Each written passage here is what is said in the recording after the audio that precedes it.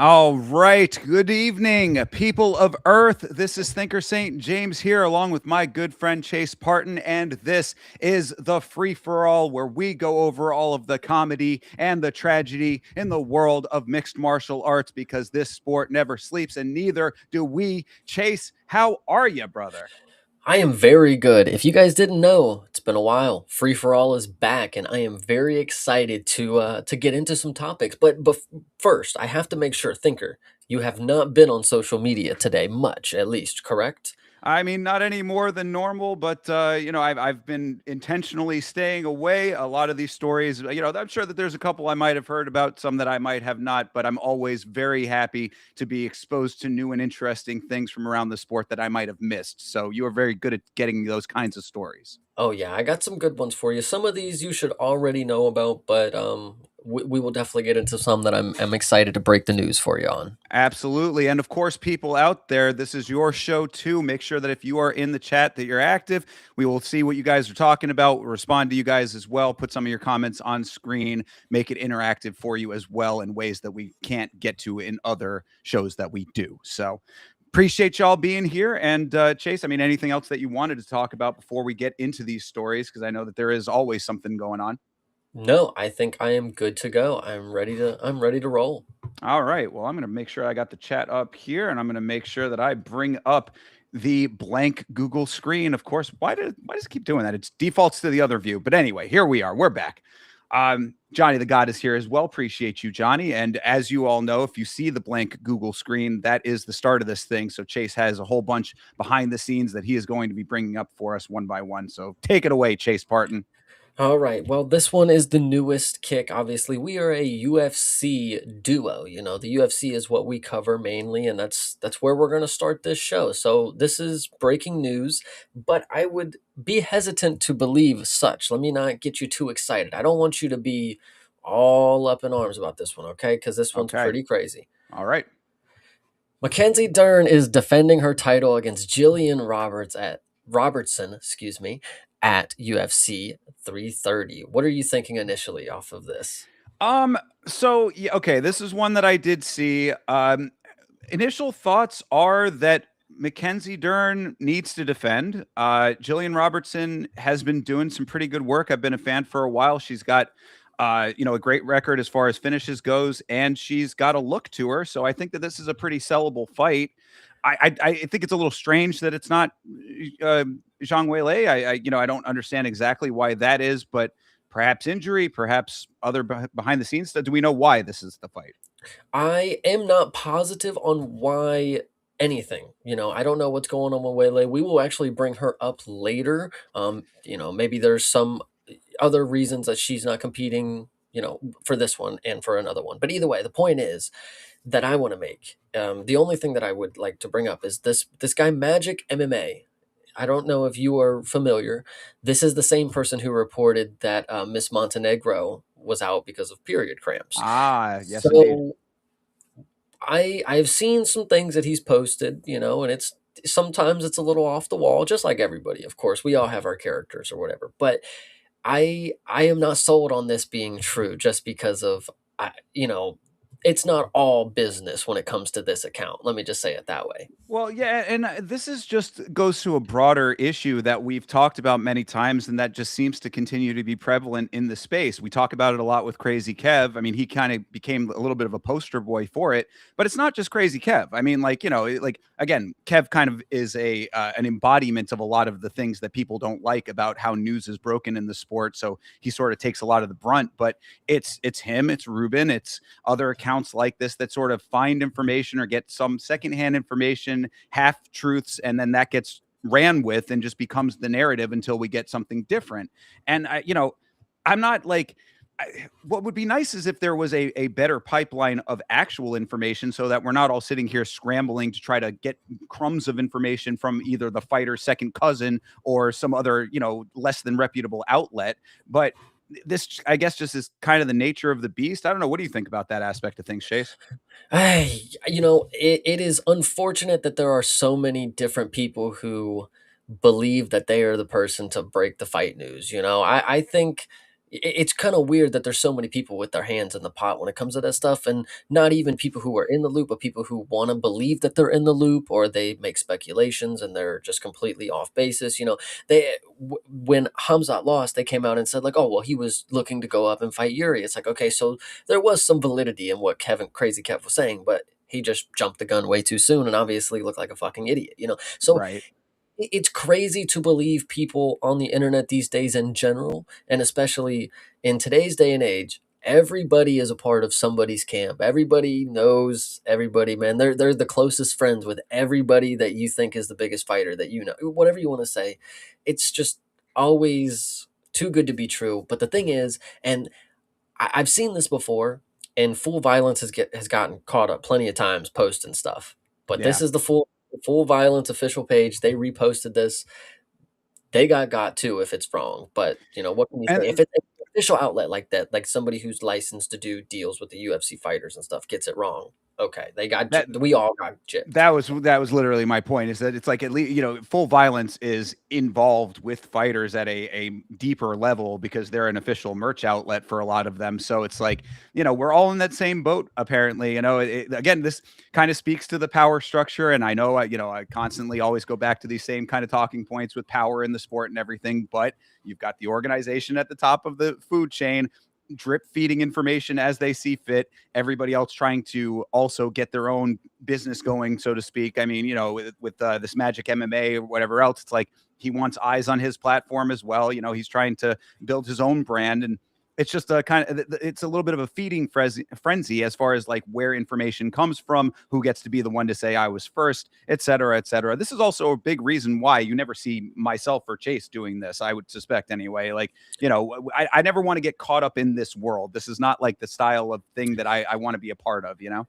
And I've went over this plenty of times, and there's nobody who can really answer the question. Again, I agree with you 100%. It's not something that I'm personally interested in, because what do you gain from being the first person to say that that fight is potentially announced or whatever? Oh, Like what? clout.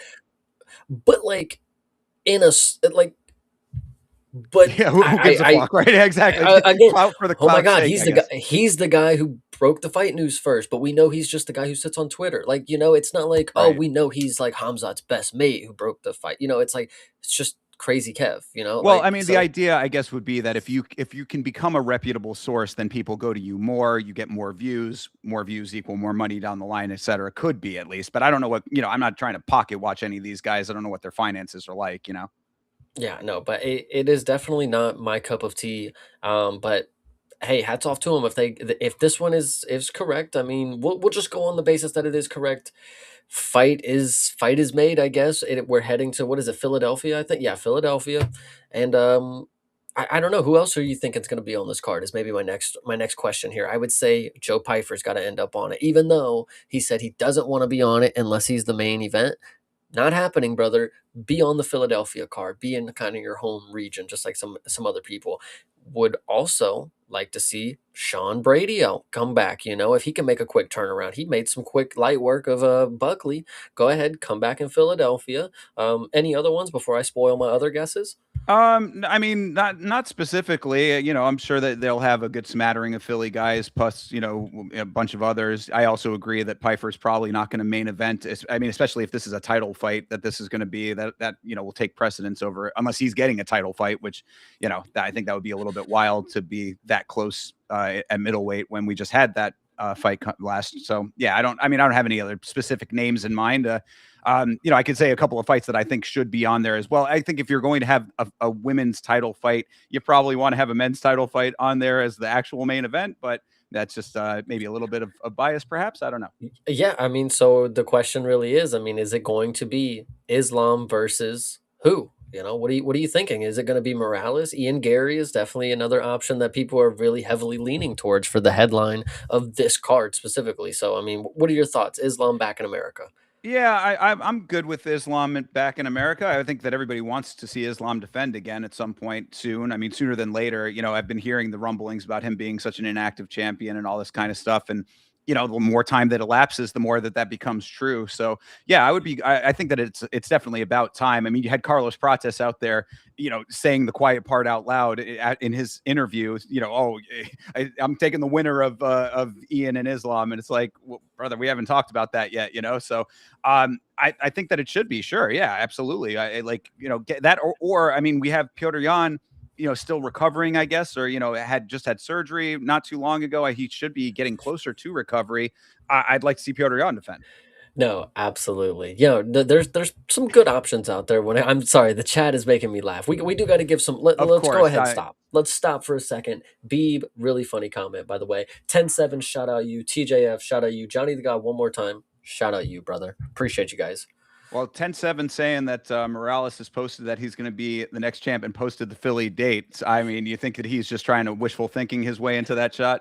I think yes. I think they're both doing it. Him and Ian Gary, they're both like, it's set. I'm gonna be the guy because they're confident. I mean, you got to be confident. You can't just sit there and be like, oh yeah, Morales is gonna get it. But it's gonna be interesting. To be fair, in my personal opinion, I could see Islam not fighting at this card. I think everybody will get their hopes up that Islam's gonna return kind of relatively quickly for what he normally does, I would say. So I don't know if he's going to. I don't know if he's going to be this main event because the next story, of course, and this maybe isn't going to be the main event because there's not going to be a title on the line or anything. But oh, actually, just sorry before you shit, move on I'm from this. sorry.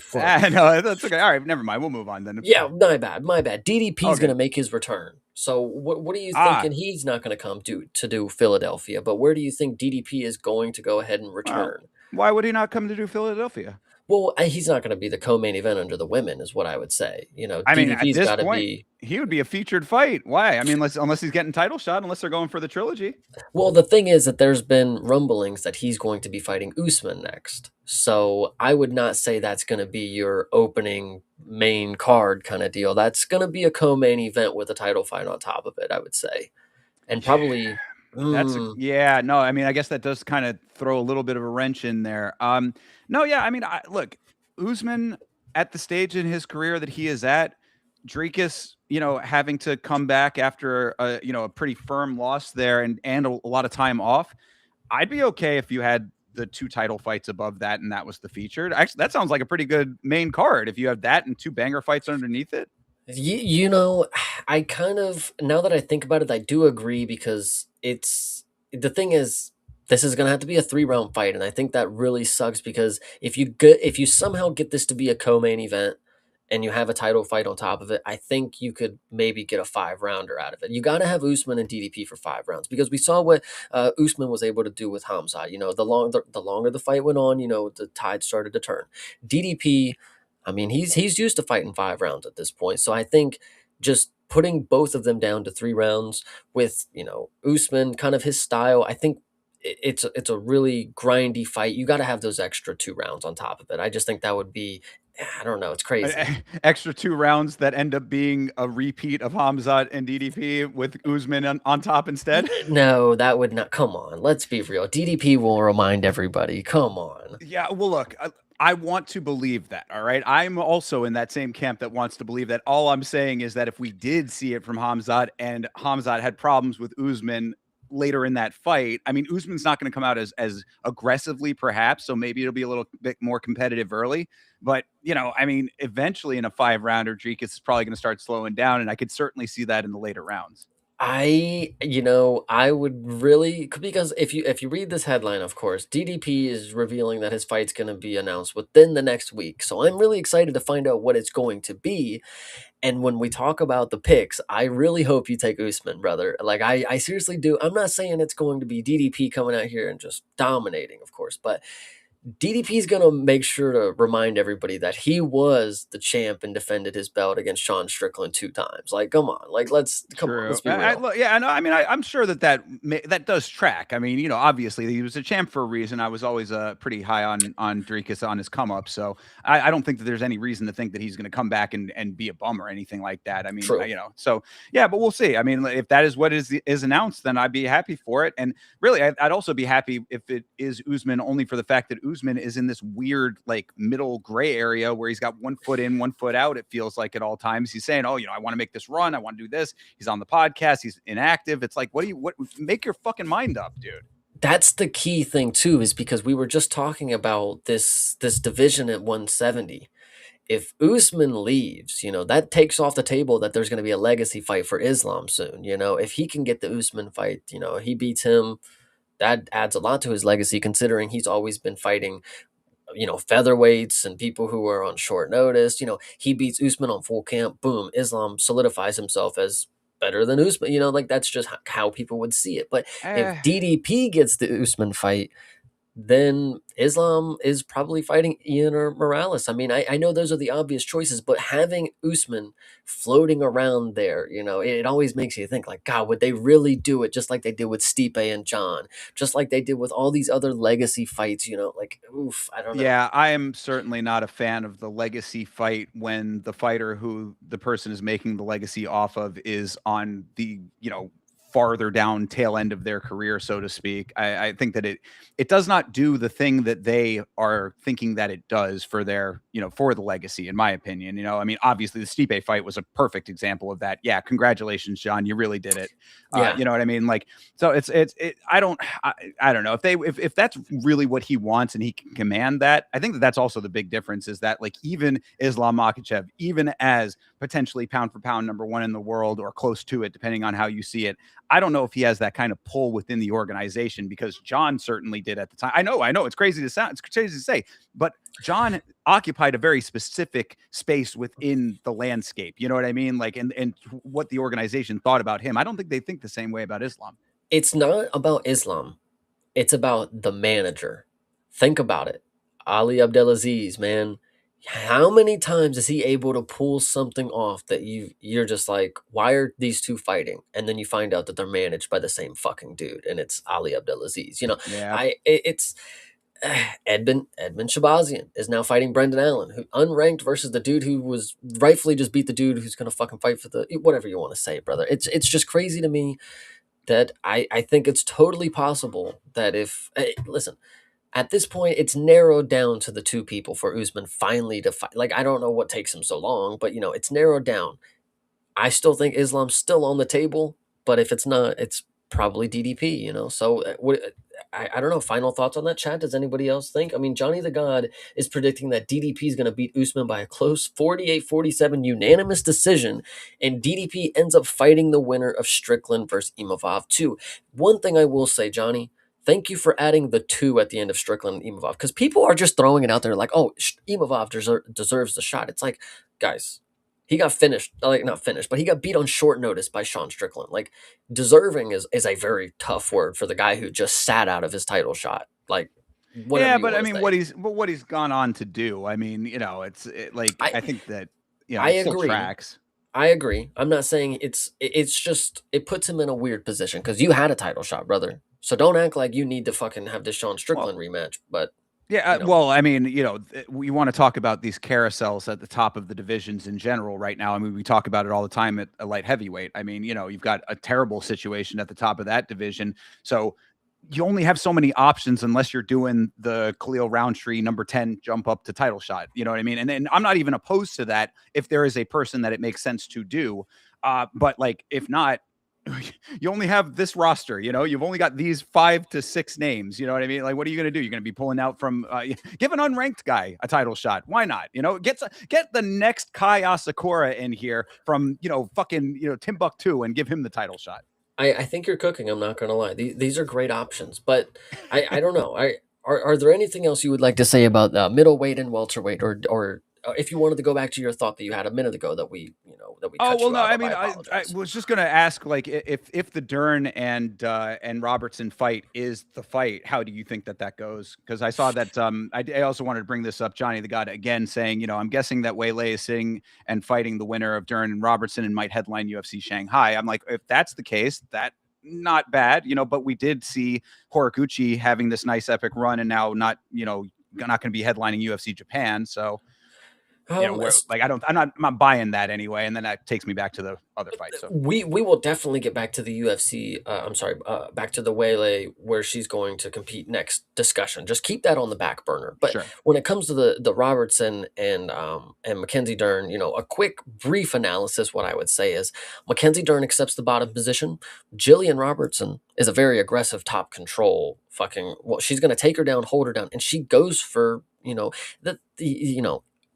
that might be the thing. The chink in her armor is feeling like she could get the sub. She's good. The TKO will be valid, but they're going to give Mackenzie Dern all the time in the fucking world to get up. But if she gets an ego and goes for a sub, I don't know if she'd get it on Mackenzie Dern, and then she would end up she would go for like an armbar or something, and then end up on the bottom, and you'd be like, oh, god damn it, why'd you do that? But I think for the most part, Jillian's going to just control.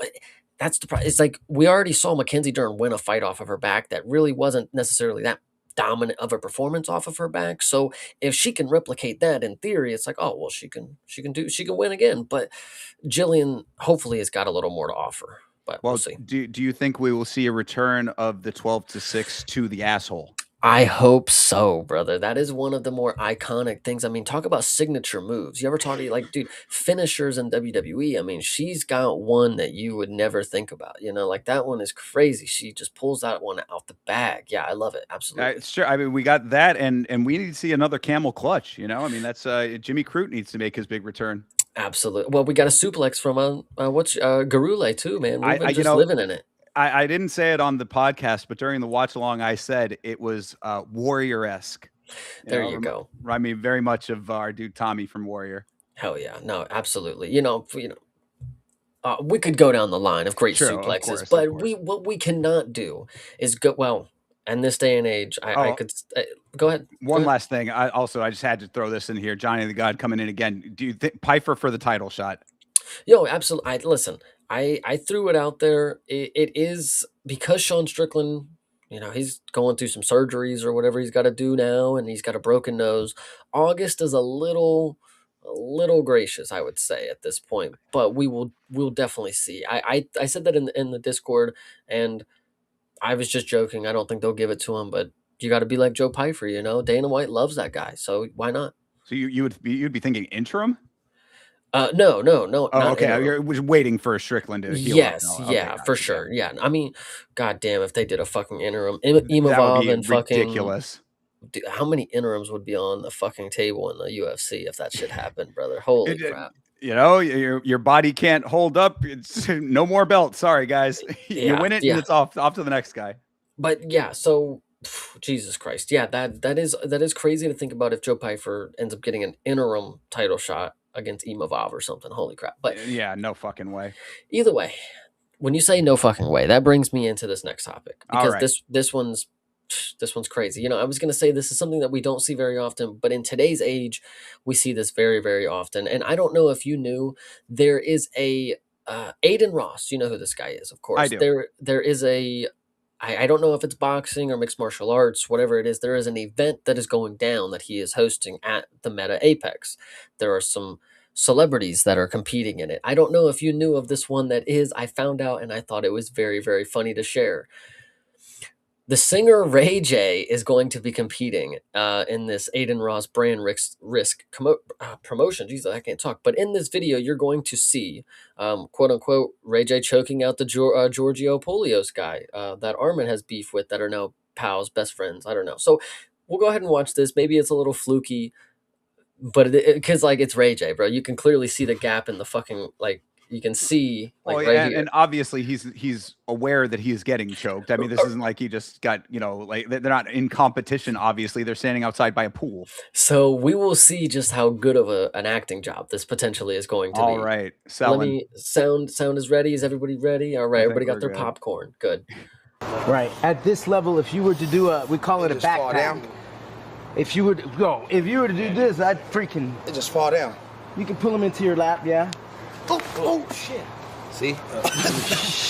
Are you okay? Yeah, I'm good. Stay down. No, I'm good. That's a good lock. That's a good lock. Told you. Joking? I'm not Come joking. on, Ray. Told you, bro. Just walking off like super hot fire over here. Yeah, told you. Wait a minute. Do you not know? Do I not know what?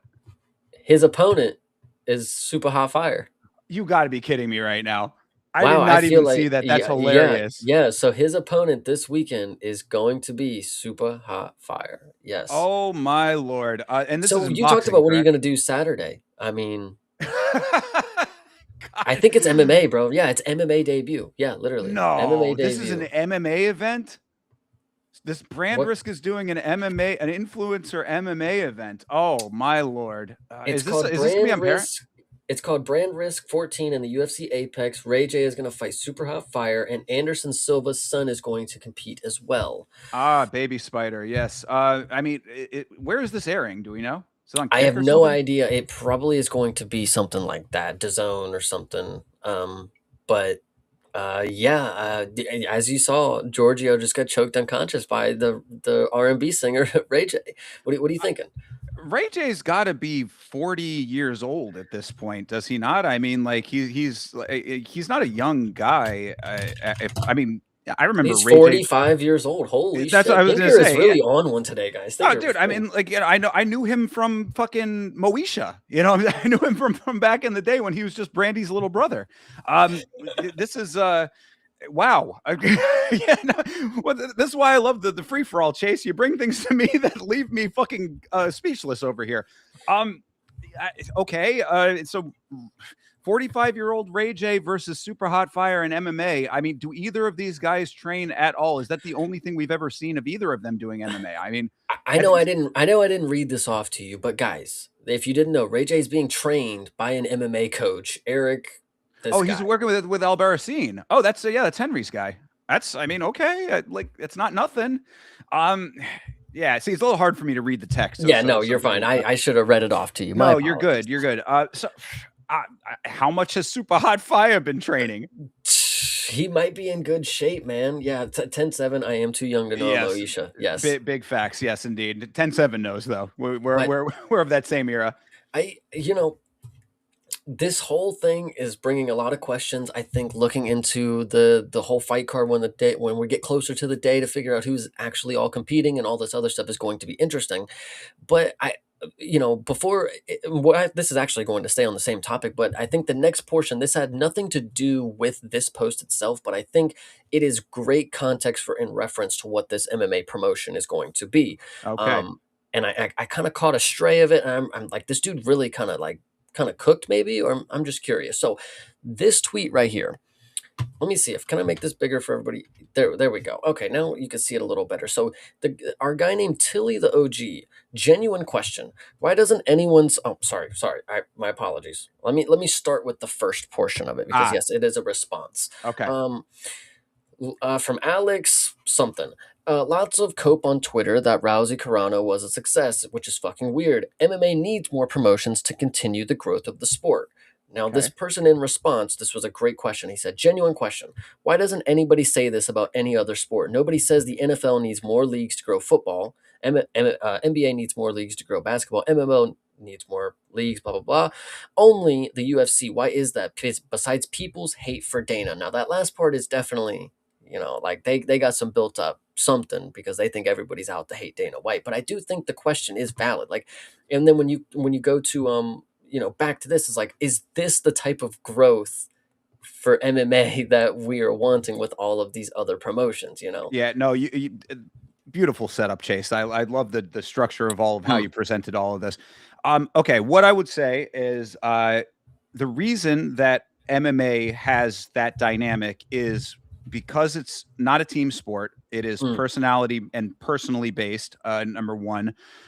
Number two, I think that it's also because the major promotion, the UFC, operates in a structure that is unlike those other sports that were mentioned there.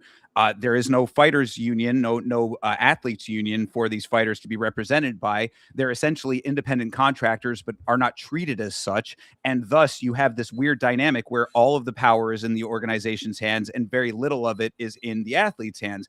It's also the sport where the athlete. What is something beeping? I think it's my washer. I'm sorry. I No, apologize, no, okay. guys. So yeah, no, just making sure that I wasn't going crazy. No, so the other part of it is just that that like there's no collective bargaining. There's no health coverage for the fighters. There's a lot of different. The dynamics are different for the athletes in those other promotions, and you have like a relationship that is very lopsided. Where I think that even if it is still somewhat lopsided in those other organizations, it's better for the athletes. The money is certainly better for the athletes. And it just feels like that there is not the representation for these fighters. It's also, again, goes back to the percentage of the money that is paid out to the athletes when it comes to the UFC. So I think that what people are trying to say is not necessarily that these other promotions are going to be major competitors that are going to challenge the UFC in a way that's going to like take away the dominance. It's just to show that like if the UFC does not get itself in line and give the people what they want, give the fighters the deals that they deserve, that there are other that like eventually things might change for them, I guess, is really what it is. And I hate to say that because I would like more. I mean, I think that there is plenty of landscape beyond the UFC in this sport, again, because it's an individually based sport. Fighters can go fight in other organizations, go fight in different locations around the world, all that kind of stuff. You can't really do that in other team sports, or even in other singular sports like tennis. Maybe tennis is actually the better example where maybe there are like different leagues, and golf might be another example of that. But you see that in there, like, you had that live golf versus the PGA for a little while or whatever. Like there is competition in other spaces. So I don't know. All of those things coalesce, I think, into why this conversation is the way that it is. So, and then the last thing that I would say is like, what do you think about this last one? Assuming that it is true that people hate Dana and they are just begging for more mixed martial arts promotions to just overthrow the UFC. Like, where does I mean, obviously not where does it come from, because I can understand plenty of hatred towards Dana White and the things that he's done and the way that he runs his business, but the fact that people just don't want if this is true, it's like the idea is like they don't want the UFC to succeed. They want something like the PFL to succeed because they have an owner that's nice, clean cut, and he does things the right way. But it's obviously at the expense of the audience and the entertainment that the consumers get to enjoy. So what are your thoughts here? Well, I mean, you kind of nailed it. I mean, when someone says, why is that what it is when it comes to hatred of Dana White, my answer would be, look at the root causes. I mean, it's not like people are just like saying, I don't like the guy's face. I mean, I'm sure that there is some of that, but like, it's really the action. Yeah, right. There you go. I mean, it's the actions that really dictate that. It's the treatment of the fighters, and it's the treatment of the audience. I mean, look, I can't play it. I don't think it'll come up on stream here, but I have on here the did that come through? No, okay. It's the clip of Dana White saying, "Shut the fuck up and watch the fights." You know what I mean? It's like, nice. Yeah, you're treating us like you're treating us like you take our viewership for granted, which you do a lot of the time. I mean, we're going to watch the fights. You are the big dog in town or whatever, and I think that's partially it. Then you talk about the PFL or other organizations like it. Why can't they get bigger names and get bigger, like actual fights of substance? Pipeline is to the UFC. So, I mean, like, I think that what people are saying is that if there's a more even playing field across the board with some of these other organizations, then, there might be, again, competition breeds better quality product. I think that the team-based stuff is a little bit more difficult for that, but it could still be valid for those other sports too. It's just that's their sports and that's the way that their sports operate. So maybe their fan bases aren't talking about it, but I think it's a valuable conversation in MMA. Well, the most valuable conversation in MMA is obviously this next thing that I'm going to show you, because it really does. There's a pipeline here, of course. You get to see these rinky dink circus acts when it comes to, the MMA promotions that we're going to see Adin Ross put on most likely. And, that there was a portion of this chain, I believe it's something like a Jake Paulify something, I believe is what he said. But I think that's a great thing, because we're getting, when it comes to the UFC, there's also examples of the Jake Paulifying stuff being introduced. And if you didn't know, Steve Garcia is a big fan of it. So here's his impression of Josh Hokett. What you gonna do when Hokett and Garcia coming for you, fool? What's up, fool? You know what I mean? The Vato. The down Vato's back on me. See if I don't know if I look. This is a golf sweatshirt, not a bandana. What's up, fool? We're over. What's up, Vato? What's up, fool? We're over here at the White House. What are you gonna do? Josh is crazy. Josh is crazy. Am I right? What you gonna? that was it. There you go. It was spot on, 10 out of 10. Yeah, no, I think that really, I'm glad that you put this next. I mean, stuff like this, I think, is also a big part of why people want the competition as well. I think that there is certainly a contingency that leans into the Hokett, and that kind of stuff, the Jake Paulification, perhaps. Mhm. And then there, I think, is also a very vocal percentage of the fan base that wants nothing to do with that kind of stuff. Just give us good fights. We don't need all this other bullshit.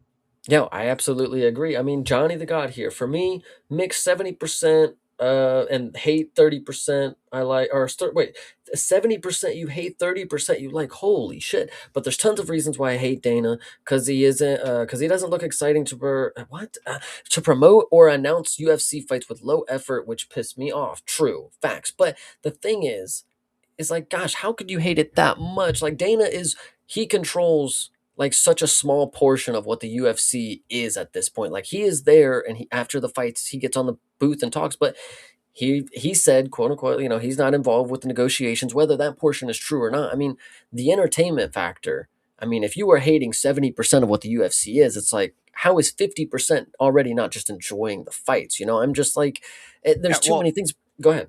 No, I was just gonna say, I mean, that it goes to show that Dana is just, I mean, he's a figurehead, but the problem is greater than him. I mean, Dana gets a lot of the brunt because he puts himself in the position to be the mouthpiece for all of this. But it really goes down. It's the Paramount deal, really, seems to be the thing that has been the big turning point as far as I've been seeing. I mean, quality of the cards, not great throughout the year, I would say, certainly not as good as they have been at other times.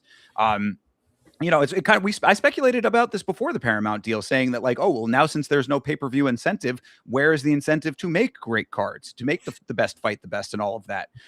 I mean, it seems to be kind of coming true a little bit. I mean, maybe not 100%. We also, the White House card, I think, throws a lot of a wrench into everything as far as the quality overall, consistency wise, for the number of events. But yeah, I mean, it's the quality issues that you yourself deal with, Chase. When it comes to the playback and things like that. It's treating the fan base that the viewership is just inherent, so we don't have to really try very hard. It's AI being used in the fucking promos now. I think about all the jobs that are getting cut from that. I mean, that's something that's very personal to me. I mean, I know plenty of amazing graphic artists that I mean, not specifically in the organization, but just in general, AI coming for a lot of jobs when everybody hates it. It's those kinds of things. And I mean, I'm kind of spitballing off the top of my head, but if I went and sat down and wrote you out a list of all of the problems, I think it would be pretty long. And I think most of them are reasonable complaints. No, I absolutely agree. And you said it at the beginning, and you touched on it a little more, that there's a bigger root of the problem when it comes to Dana at the top. He's a figurehead. He's, he came out and said that he's not too much into politics. We're about to talk about this White House event. Sure. And so, so this is following this pipeline here. Is like, you see Steve Garcia here with his CGI White House in the background. Now, everybody is assuming that the biggest and best names, the biggest, the most powerful people, Epstein's list is going to be at the White House. Everybody assumes that. I'm here to break the bad news to you, because secrets are spilling out. If you don't know, guys, Chelsea Green, who is, WWE's finest, she is going to be at the White House event. She's going to be at the Fan Fest. She's going to be, listen, her character is having the secret Herbis. She's literally going to be behind the lines here at the event 100%. I can guarantee it. And she's facing criticism for it, so she made a post that she's just doing her job, supporting the community or whatever. And so my thing is that this is all just one big gimmick. Once again, like, these are not going to be powerful people. These are just going to be the biggest stars, quote unquote, that you think. Like Chelsea Green, I say that name and you're like, who the hell is that? It's like, if you know WWE and you know TKO, shit, you're in line for the secret Herbis, brother. I'll tell you that. I have no fucking clue what a secret Herbis is. But regardless, I mean, I think that when it comes to the fan fest, I don't think that that's the actual event proper, though. I think no, but I bet she's still going to be there, though. She just listen. TKO is going to be all over this. This is going to be another marketing gimmick on top of it. The people that are going to be at the event are the people that you would click on Twitter. It's not going to be people that you've never seen that are the billionaires like fucking Steve Ballmer. Nobody's going to click on a fucking Twitter page that has Steve Ballmer on it. He already makes all his money and it doesn't even fucking matter. Chelsea Green's there, though. Now they're going to fucking start clicking on the shit. I'm just saying. Look, I mean, okay, I'm going to try to make this as non-political as I can, but this is a story that just came out recently that I think illustrates what I'm going to be talking about here. Mm-hmm. If you've been following, I watch Moist Critical a good amount. I'm a big fan of Moist. So I've been following his whole saga with the Trump phone. And it just came out recently that apparently the Trump phone database of potential purchasers has been compromised and like a lot of data has been leaked. What I will say is that this is the president that does the Trump phone. This is the president that did Trump University and Trump Steaks and all of these other gimmicky products that he's like the Trump Bible. People think about that. That is a legitimate thing that he did. The tribal, yeah, of course. Obviously, tribal chief, whatever. So, is it surprising to you that he gets involved with his good friend Dana White and puts on yet another gimmick at the White House? I don't see like people like thinking that this is something different than that. I don't understand where the thought process is coming from. Yes, it's a gimmicky thing. Yes, it's a spectacle. It's going to be fucking, flyovers with F-14s and fucking, pyrotechnics and big bombastic music and chicks with big titties. I mean, like it is going to be the show that you expect it to be in that regard, I would suspect. But it's not surprising to me that that is the case. Why is this surprising to anybody? I think it should be because, again, people are expecting the people that are behind the scene, the lizard people to come out. Like, they're going to be at the White House sitting front row watching their human cockfighting, whatever you want to say. But like, no, it's just going to be the same shitty people that you see on your feed every single day. Like, you're going to see Ruby Rose there probably. And you're going to be like, who the fuck is Ruby Rose once again? Like, Chelsea Green's going to be there. I just think that opens the door for more. It says Fan Fest, of course, but like, do you really think she's flying in just to fucking be at the Fan Fest? No, she's going to this fucking event, guys. She's not going to watch it from her hotel room later on. Like, she's going to go there, get all dressed up. Her fucking Roman Reigns, John Cena's probably going to be there. And these are just people that I can name off the top of my head that are in the same realm as her. When it comes to mixed martial arts and it comes to the UFC, I mean, you're going to get all types of different people who swear they're not political figures, that this is just because they're, for their American tradition, whatever you want to say. But at the end of the day, it's just going to be the same people on social media. You always click to see kind of deal. It could be. I mean, if it does end up being a bunch of political people as well because of the politics side of everything, that would not surprise. I think it'd probably be a healthy mix of both as far as like actually at the event. Again, I'm not surprised by either of those things. This is what because what I say that to say, like, the president surrounds himself with social media influencers, like Dana White surrounds himself with these people. These are the people.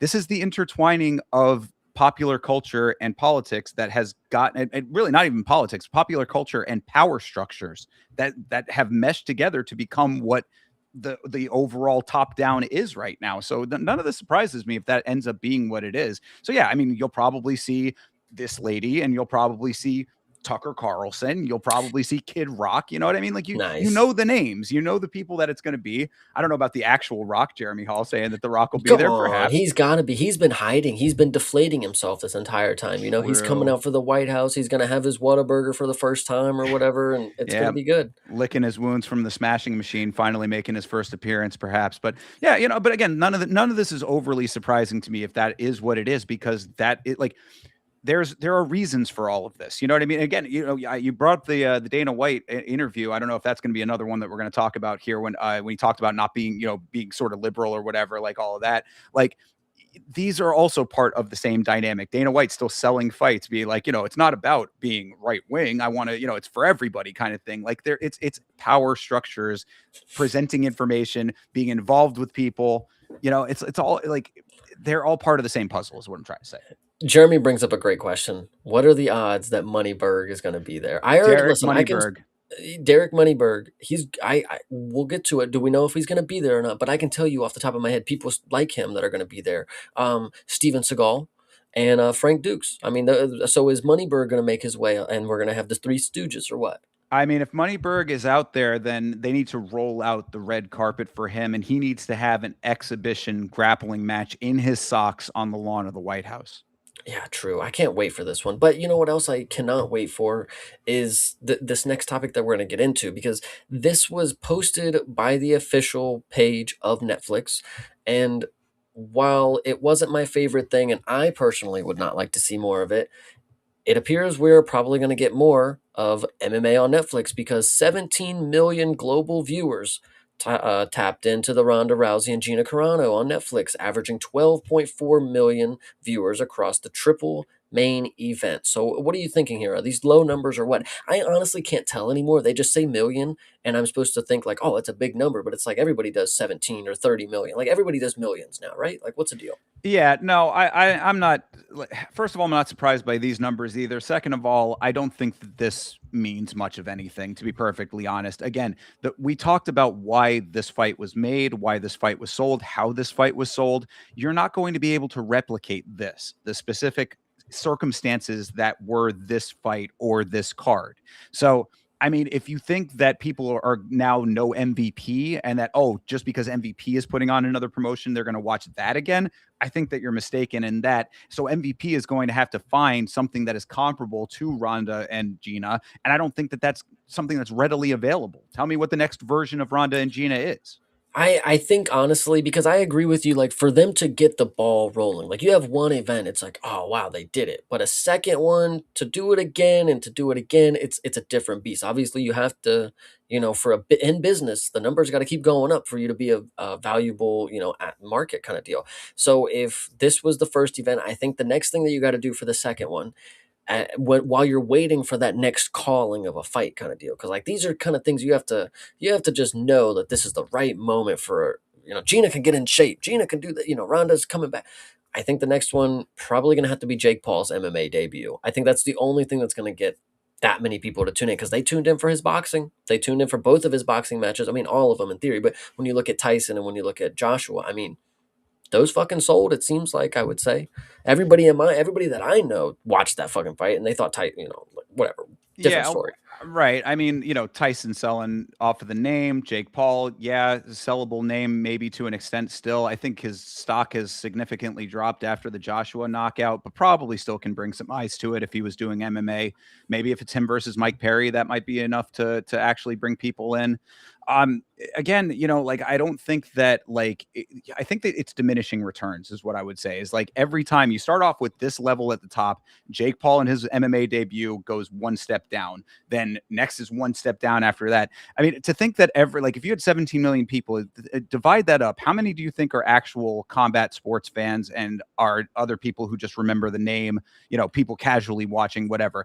That number diminishes as well as it goes down. Like, I don't think that you're going to be able to continuously be selling off of like the lower level, as you carbon copy this thing time and time again. I just don't think that it's I don't think it can sustain, not in this way. And also not because of the quality of the card. You and I talked about it on the podcast on Monday. This was not exactly a card that screams hardcore fans need to be tuning in and building a fan base around it. If they want to keep trying to make spectacle fights, they're only going to be able to sell off the quality of the spectacle. And but those are the people that really are, they buy into stupid shit, like, they'll pay extra to go see people that they don't even fucking know fight, because like, that's just who people are talking about is fighting. They don't even know who Jake Paul is, but they'll go see him fight Anthony Joshua, and they'll pay $15,000 for a front row ticket, and they're just there to party in fucking Florida for the weekend, whatever you want to say. But how many though? You know what I Yeah, mean? Like, because I I do agree. acknowledge you are right about that. Yeah, certainly that is certainly the case, and certain people will just buy in on random fights or whatever just to have something to do. But Yeah. again, are we talking 17 million people? Are we talking more? I mean, you think like if anybody really wants to take the gamble that there's going to be more viewership for MVP MMA 2, that's a bet I will take. Yeah, I agree. And of course, Johnny the God makes a great point. The reason 17 million people watch is because tons of people already have Netflix, have Netflix accounts, which is very common that everyone has Netflix. I agree. Mank in the in the Discord, shout out him one more time. He always has said that it's like, everybody's gonna watch it. It's on Netflix. Like, I mean, it's just like that's how it is. Like Well, everybody has Netflix. and I do want to address that too, because people are like making this out like this is like some kind of like gotcha moment with that. Like, oh, Yeah. everybody has Netflix, so everybody's watching. Yeah, that's the point, people. It's a free streaming service, or not free, it's a subscription streaming service that you get the fights for free. Obviously, there's going to be built-in viewership because of that. That is why they went there. Like, why this is not some big like gotcha thing when people are saying this. My point is that you'll still have some level of built-in viewership, but it will diminish. And also the other thing too to keep in mind with that is that Netflix controls the information. So I'm not even necessarily buying any of these numbers at all. I mean, they're the one, they don't have to publicly disclose actual legitimate numbers. They can make up whatever they want to say. This could have been 5 million views potentially, whatever. It does. I'm not saying that it is. It certainly could be the accurate number there too. All I'm saying is that, like, yes, Netflix has the platform. That's why they go there. They can continue to do that. And if Netflix decides that they want to keep shelling out money for it, then fine. But I don't think that this is like some kind of like ongoing thing that's going to continuously get bigger. I think it's going to only sustain off of the potential names that they have. Well, I can tell you that the potential names that they have, one of the fights later on down the line, I would say that, you didn't know them before, and, well, at least one portion of the fight, you did not know them before, but you know them after. And I would say that there's a valid rematch coming for one of the fights that we're going to talk about. So I would love to give you our guy Fumi, his point of view on the ending sequence. And I do like the quote here because I think it shows he's got a deep bag of knowledge. He's not going to be my Keith Peterson. If you remember Dominic Cruz, smelling like cigarettes and beer or whatever, not going to attack his character or anything like that. But we are going to listen to him. It's a 2-minute clip. So if you'd like me to pause, he'll finish a thought. We can pause. We can talk about it. So you just make the call and I'll be at the ready. So okay. This is Fumi on the Ariel Helwani show about the ending sequence with the choke. I am excited to hear about this. Let me know when you're ready. If you're I am ready. Definitely out before the bell.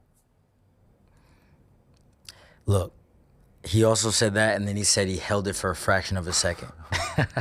Pause. Look, like I said, man, he's not going to.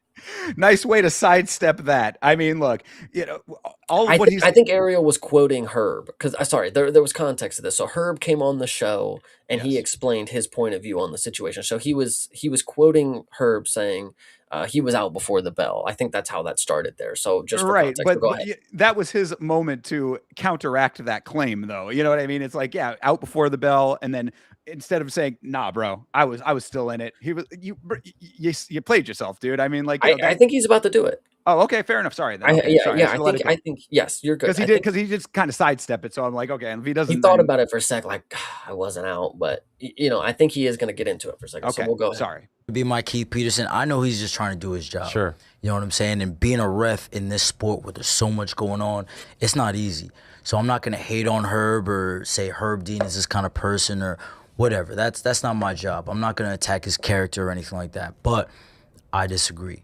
And we have angles as well on film where you could see me still fighting the choke as the bell goes off, and where I'm still grimacing as the choke goes off, or as the bell goes off. If I'm grimacing and I'm still fighting the choke at the bell, how am I out before? What are you thinking, by the way, in that moment, if anything? Well, I heard the ticker and I was like, I'm good. And I'm telling you, like, he didn't have it. He had the choke in, but I'm holding that arm to just at least give me a little space to where he can't just fully squeeze and it's a wrap from there. You know what I'm saying? So I'm holding it. I know I have a little bit of space, and man, it sucks because I hear the bell and then I go out. If Herb Dean was right there at the bell to get him off of me, then I'm not out. I would like to pause. Oh, yeah. Perfect timing. The thing that I would like to say to this point as well, and I don't have the clip to go along with this, but Ray Longo, who I'm starting to be a tremendously big fan of. This dude is fucking hilarious. So Yeah. Oh, he's great. but he's so real too. Like he was talking about this incident and he was talking about how it's bullshit. When Herb Dean broke up the choke, he grabbed Fumi's hands off of it. So he grabbed Fumi's hands from defending the choke, breaking it up, instead of grabbing the choke hand from the guy choking him out. So milliseconds here, he pulls the guy who's fighting for his life rather than the guy who's choking him out. So go ahead with what you were going to say, but keep that in mind that is also portioned to the context here. Is like Herb Dean literally, for that fraction of a millisecond, stopped him from going, from being the whatever. Go ahead. Yeah, no, I think you make a great point with that. Absolutely. Yeah, that's certainly a valid point with this. And I want to apologize to Nkuta here. I mean, I did jump the gun, and I think that he makes a great point with exactly how he described the ending sequence. That was literally my point, is that we're sitting there, we're watching all of the cage side officials looking at the tape. I'm looking at the tape. They're playing the replay of it, and I'm saying, where is the definitive evidence that he ever went out? Herb on this very show says, oh, well, you look at the legs, you look at the arms, he's closed his eyes, you can't look at the face. All very valid, except pair it to that, make it applicable to that is what I'm trying to say. Like, I mean, like you're all of what you were saying tracks, but in this context, show me the point and show it definitively, because if you cannot say it definitively, you have no case. This man should have gone to decision.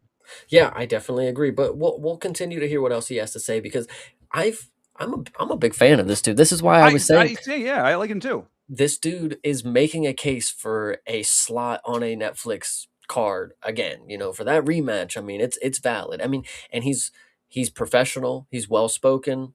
I don't have a problem with this dude. I didn't watch the fight per se. But if you guys are thinking that his decision, of course, was there. I don't know if he was going to win, but whatever. He shouldn't have went out. So we'll listen to him more. You know what I'm saying? And to hold it for an extra 2.15 seconds, not a fraction of a second, but when you put the timer on, an extra 2.15 seconds, when you're already in a choke for maybe about 9 seconds or so, that's a lot of time. That's enough time for you to go to sleep. And it's unfortunate it ended the way it ended, but like this shirt says, I'm the man of the people. I'm the people's champ. Hell yeah. New shirt coming out soon. I like that shirt. You know what I'm saying? You make this after the fight? Is this a new one? I made this after the fight. Ariel, I'll get you one. I appreciate. Where can people get it? I don't know where we're going to get it yet. Okay. I'm definitely going to put it out there, maybe on millions.co. I'm also going to have my own website, so you'll definitely be able to get it there. This is good. I don't know if you can just claim that you're going to have a website, millions.co. I think that might be taken, but that's he's partnering with Millions. They partner with a bunch of other guys. But yeah, no, fine. I mean, like, yeah, I think he really goes back to the point you just made. I think he's a very well-spoken guy. I think he makes a very valid point about how this fight ended. I thought that what he said describing the amount of seconds and the seconds of the time he was in the choke all tracks. I mean, I think he's making very good claims here, very solid claims. And I don't think that it is very hard for the average fan to see everything that we see week over week when it comes to the commission side of this sport and be like, yeah, you're right. Sure, of course, I'm going to go with the fighter on this one because the commission fucks up so consistently that, you know what I'm saying? Like, it always goes back to that point with a lot of things where it's like the patterns that you have to recognize. Like, if the commission was so good at their jobs that this was such a rare occurrence, it'd be like, all right, man. I mean, yeah, it sucks that it happened to you like that, but it is what it is. The commission, they do a great job. They're the best at what they do. We consistently, week over week, see commission-based fuck-ups across the sport, not even just in the UFC. Obviously, this is on the Netflix card or whatever. Netflix, fucking regional promotions, anytime. I literally on every broadcast, I'm saying, man, it just goes to show that referee fuck-ups, judges fuck-ups, commission-based fuck-ups are universal to the sport. It's not just at the highest levels. It's easy to go against the commission because they make it easy. True. But what I will say is that our guy Fumi here, all considered, he has taken his L I mean, an L technically, as like he said, he's the people's champ, and there's another clip that I want to play of him real quick that it's a lot shorter, but we said this on the podcast. I remember saying it specifically. I mean, there's no shame in what happened here because we all know it's a little scandalous. And at the end of the day, here's the truth of the matter. We'll go ahead. Look, at the end of the day, what happened, but the people know I won. You know what I mean? For me to do what I did on 9 days' notice, expecting 125, and then to fight at 130 against a guy that beat Mighty Mouse. Come on, man. At the end of the day, I'm a winner, so it's all good. Look, Love the positivity, man. Turning lemons into lemonade. I like this guy. You know, Yeah. I mean, I think that this is the exact mentality that you should have. I mean, his record, I think he's what, like 12-1 now, right? I mean, like he's Oh he yeah, doesn't have yeah. a, That was his first loss. Yeah, true. You're right. it was his first loss. And what I'm saying too is that he's not like super far into his pro career to begin with too. So this is a fine time to take a loss, like he said, against a guy who beat Mighty Mouse. I mean, the levels of competition, all of what he just described tracks perfectly. Like his narrative, I think, is almost enhanced by this at this point. Really, I like how he's navigating all of this. Really could not be better. I think that he is doing everything exactly right now. I've said this before about people who are undefeated. You know, it's when you take your first loss. You know, for a lot of people, it's hard to get over. You know, and some people don't understand how they would lose their lose their O. But when somebody loses their undefeated record, and it's really not something to hang your, you like. You did what you did, you might have lost, but it's not like the worst. It's not like you got knocked unconscious. It's not like you went in there and got completely outclassed. Grant Dawson was fucking 20-1 against fucking Bobby Green or whatever. That's not how this happened. Taking your first L and it's like some really close razor decision kind of deal. Like it's not the worst thing in the world. Lerone Murphy, he lost his undefeated record. And I have no problem with it. He's undefeated still in some people's eyes, whatever you want to say. So a guy like this, being able to understand, like, that shit don't mean nothing to me. Like, bro, I mean, it is what it is, but I'm going to continue on and do great things past this right here. So I think I really like this Pumi guy. I'm a big fan of him. Hopefully he gets picked up by an organization that we can watch him more consistently, because he seems like he's in this fight game, man. Seems like it. And I mean, not for nothing, but the there being controversy with the finish and everything plays into the narrative as well. Exactly what you're kind of getting at. Like, some people think that he's not undefeated, or he's still undefeated rather, that he didn't take a loss or whatever. So it's like, it's not the worst loss that you could possibly have. If he got knocked out, okay, that's a little bit different maybe. But like, this whole situation that he's in and the media tour and all this kind of stuff, I think it plays right into his hands. And I agree. I mean, get him on a card that, that where he can really shine. I think that there could be good things for him in the future. And yeah, Johnny the God thinks Fumi won as well. And this is a callback of the century right here, because you are totally right. Herb Dean thought Robbie Lawler was out from the Bulldog choke. Facts. That was something. You are correct. Yeah. Wow. Great fucking pool. But if I know Thinker was talking about, it's not something about the losses, right? There's big losses that you can take in life, and we're going to talk about somebody here who's taken big losses. But when I talk about a loss in this circumstance, I'm talking about an L. This dude's taking an L right here. This is an L take, and by somebody who you would assume it's like, by this time in their life, they've competed in the sport. Some would say to Hall of Fame status. I'm not the one to decide that. Obviously, it's maybe going to speak for itself when you see this person, but this is just such an L take that you're going to hear from this person, and you might be surprised. So, chat, give a shout out to Alistair Overeem, everybody. I'm not going to spoil it with the context, but I want to hear this from his mouth to start. No. Let's actually ask the question, because I don't personally know too much about Alistair. Has he always been somebody who has bad takes? Like, is he a Tito Ortiz kind of deal, or what's going on? Well, I mean, he is the guy that clearly felt the tap, against Stipe Miocic. So I guess that was a bad take in the moment. Obviously that did not happen. But yeah, I mean, he's had like some questionable things at times, but nothing that has been like, man, that's egregious, at least that I know of.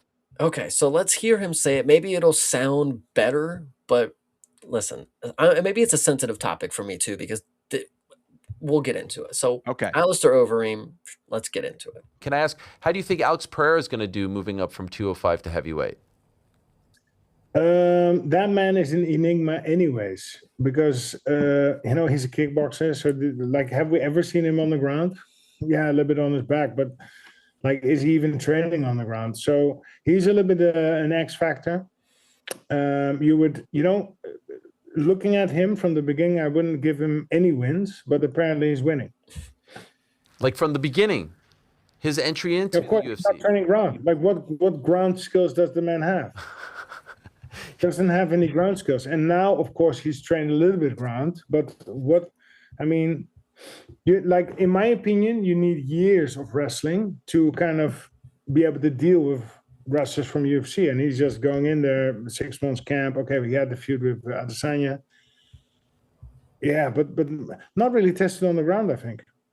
Wow, so all of this has surprised you. This legendary run of his has surprised you. Yeah. Wow, you didn't see it coming. No.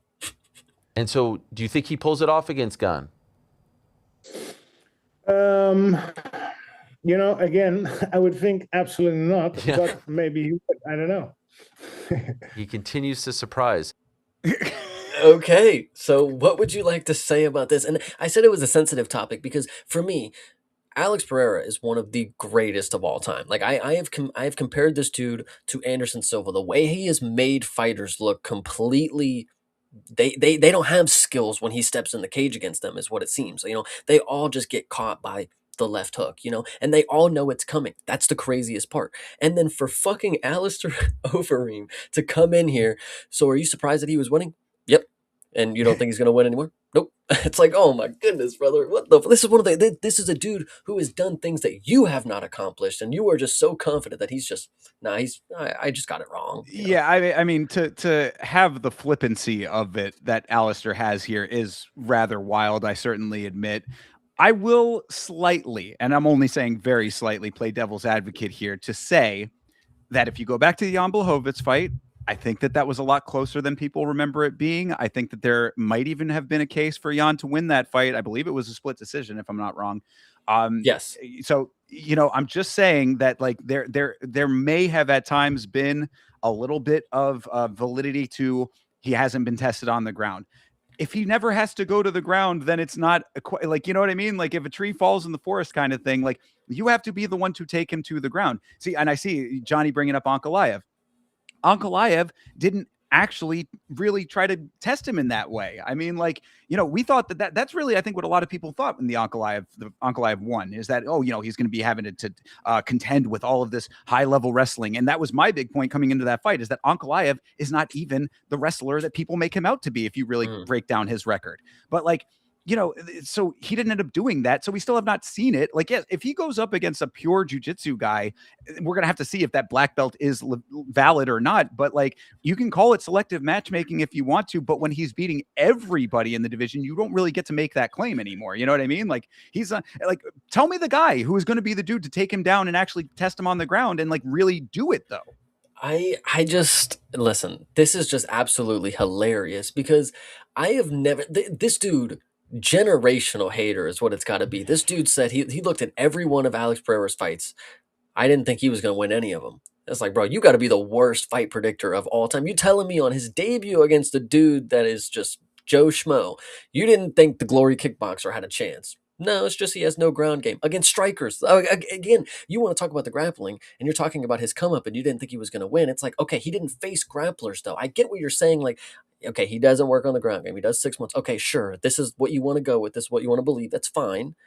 But if you're saying you didn't give him any of the beginning fights that he started out with, they were all fucking strikers. You didn't take the striker to like, I don't know, this dude. And this is coming from a kickboxer. Yeah, he's a kickboxer too. I mean, like, this is a crazy thing. It's like, yeah, so the same thing could have been said about you, Alistair Overeem. Like, I mean, were you in there drilling like that? I mean, I guess maybe he was, but what did jiu-jitsu get you, brother? What did all that jiu-jitsu get you? Exactly. All you did was have to fucking pop for steroids. Like, Jesus Christ. Yeah, for real. Horsemeat Overeem over here has the nerve to be talking about anybody else in the sport, really. I mean, like, yeah, what you got is you got to be the highlight of an uppercut from Francis Ngannou is what you got.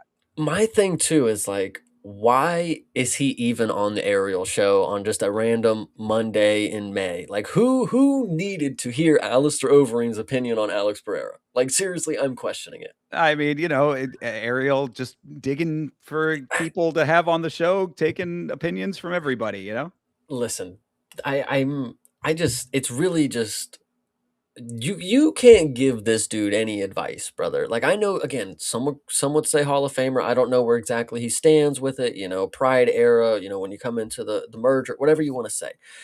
Alistair Overeem, please just don't talk about Alex Pereira. I know everybody's got an opinion and you can voice it, whatever, but like, you got to have a little more respect here. This is one of the greatest light heavyweights, middleweights, potentially heavyweights now of all time, brother. And the fact that you're talking about, he was a kickboxer, you're right. And he's talking about doing all this groundwork. It's like, brother, again, it didn't get you anywhere further than just being in the stand-up. And people were better strikers than him. And that's the craziest part too, is like, maybe this is why he needed to work on jiu-jitsu, is because he was a kickboxer that wasn't out kickboxing people. Alex Pereira has no fucking problem on the feet here. So It's true. Yeah, no, you make good points. You talk about Alistair Overeem being potential Hall of Famer. I would certainly say no to that, except Chris Weidman just got into the Hall of Fame. So we didn't get to talk about that. That was one that happened, because Paramount chops up the fights the way that they do and takes out all of the surrounding context. I haven't been throwing those into the podcast as much, but yes, Chris Weidman, Hall of Famer now. So anybody, I guess, maybe is potentially in the Hall of Fame, perhaps. yes, but Alistair Overeem bringing up jiu-jitsu is a very key thing to talk about in today's modern era of the UFC, because this is apparently a stat that I did not know, but I'm glad that we get to talk about it. So jiu-jitsu doesn't work anymore, guys. The last time a UFC fighter won via arm lock or arm bar was over 7 months ago, which was Jafel Filo versus Clayton Carpenter, which kind of crazy to think about. Oh, I'm sorry. Yeah, no, sorry. It said 2 names after, but that's just the name of the fight night card. But it's pretty crazy to think about that jiu-jitsu is just fading away. I don't know, guys. What are we thinking? Logical to me. I mean, I think that that's a logical progression. People train the way that Alistair Overeem was saying that Pereira should be training. People train for all of these positions now. I mean, I say the same thing about your standard head and arm triangle. I mean, like, when was the last time you saw a straight triangle? I think we've talked about that. You can name one, of course, but how many months ago was that? Like, yeah, so an arm bar, triangle, like a couple of these things, there's a reason that we're now seeing capsule locks. You know what I mean? Like, there's new and interesting stuff happening, perhaps because all of the standard move set, there's a defense for it. So yeah, I mean, I'm not super surprised by it. I don't think that it necessarily diminishes the importance of having great jiu-jitsu. I think that it's still a very valuable and necessary skill. You need to have that in order to counteract those standard move sets. But this doesn't overly surprise me as far as like that just being a natural way that the sport's going. I would like to say thank you for bringing up the capsule lock, because that is great. It's obviously one of the first things that we've ever seen in the UFC. It's a new sort of, I mean, now of it. It's a new defensive submission kind of deal against somebody who's in their guard. But what I would like to say, and this is just to the jiu-jitsu not working portion, is because, Derek Lewis is one of those guys, just stands up.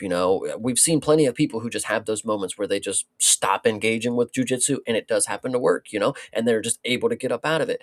But I would like to tell you, and this is my personal preference, obviously people watched Polyana get submitted, but I, for one, would like to believe before she put her foot into the portion where she was going to get submitted, she was doing one of the best examples of keeping somebody in your guard, because Alice Ardoyan was unable to do anything. She was able to have a little moment where she can get her strikes off, but Polly was one with the body lock, making sure she couldn't just stand up and disengage out of her grappling. She was making her have to actually engage. And then she did something stupid, of course. But I think jiu-jitsu is still valid. And I think there are people who know how to do certain things that work for them well. But sometimes jiu-jitsu maybe is just not the best move, because I've seen a lot of people get their head pounded in when they go for these fucking knee bars and shit like that. When you are the highest level of jiu-jitsu, where you think that you could pull off these creative and eccentric type of submissions, I would say that's where you're in the more dangerous position, because you're going to try to pull something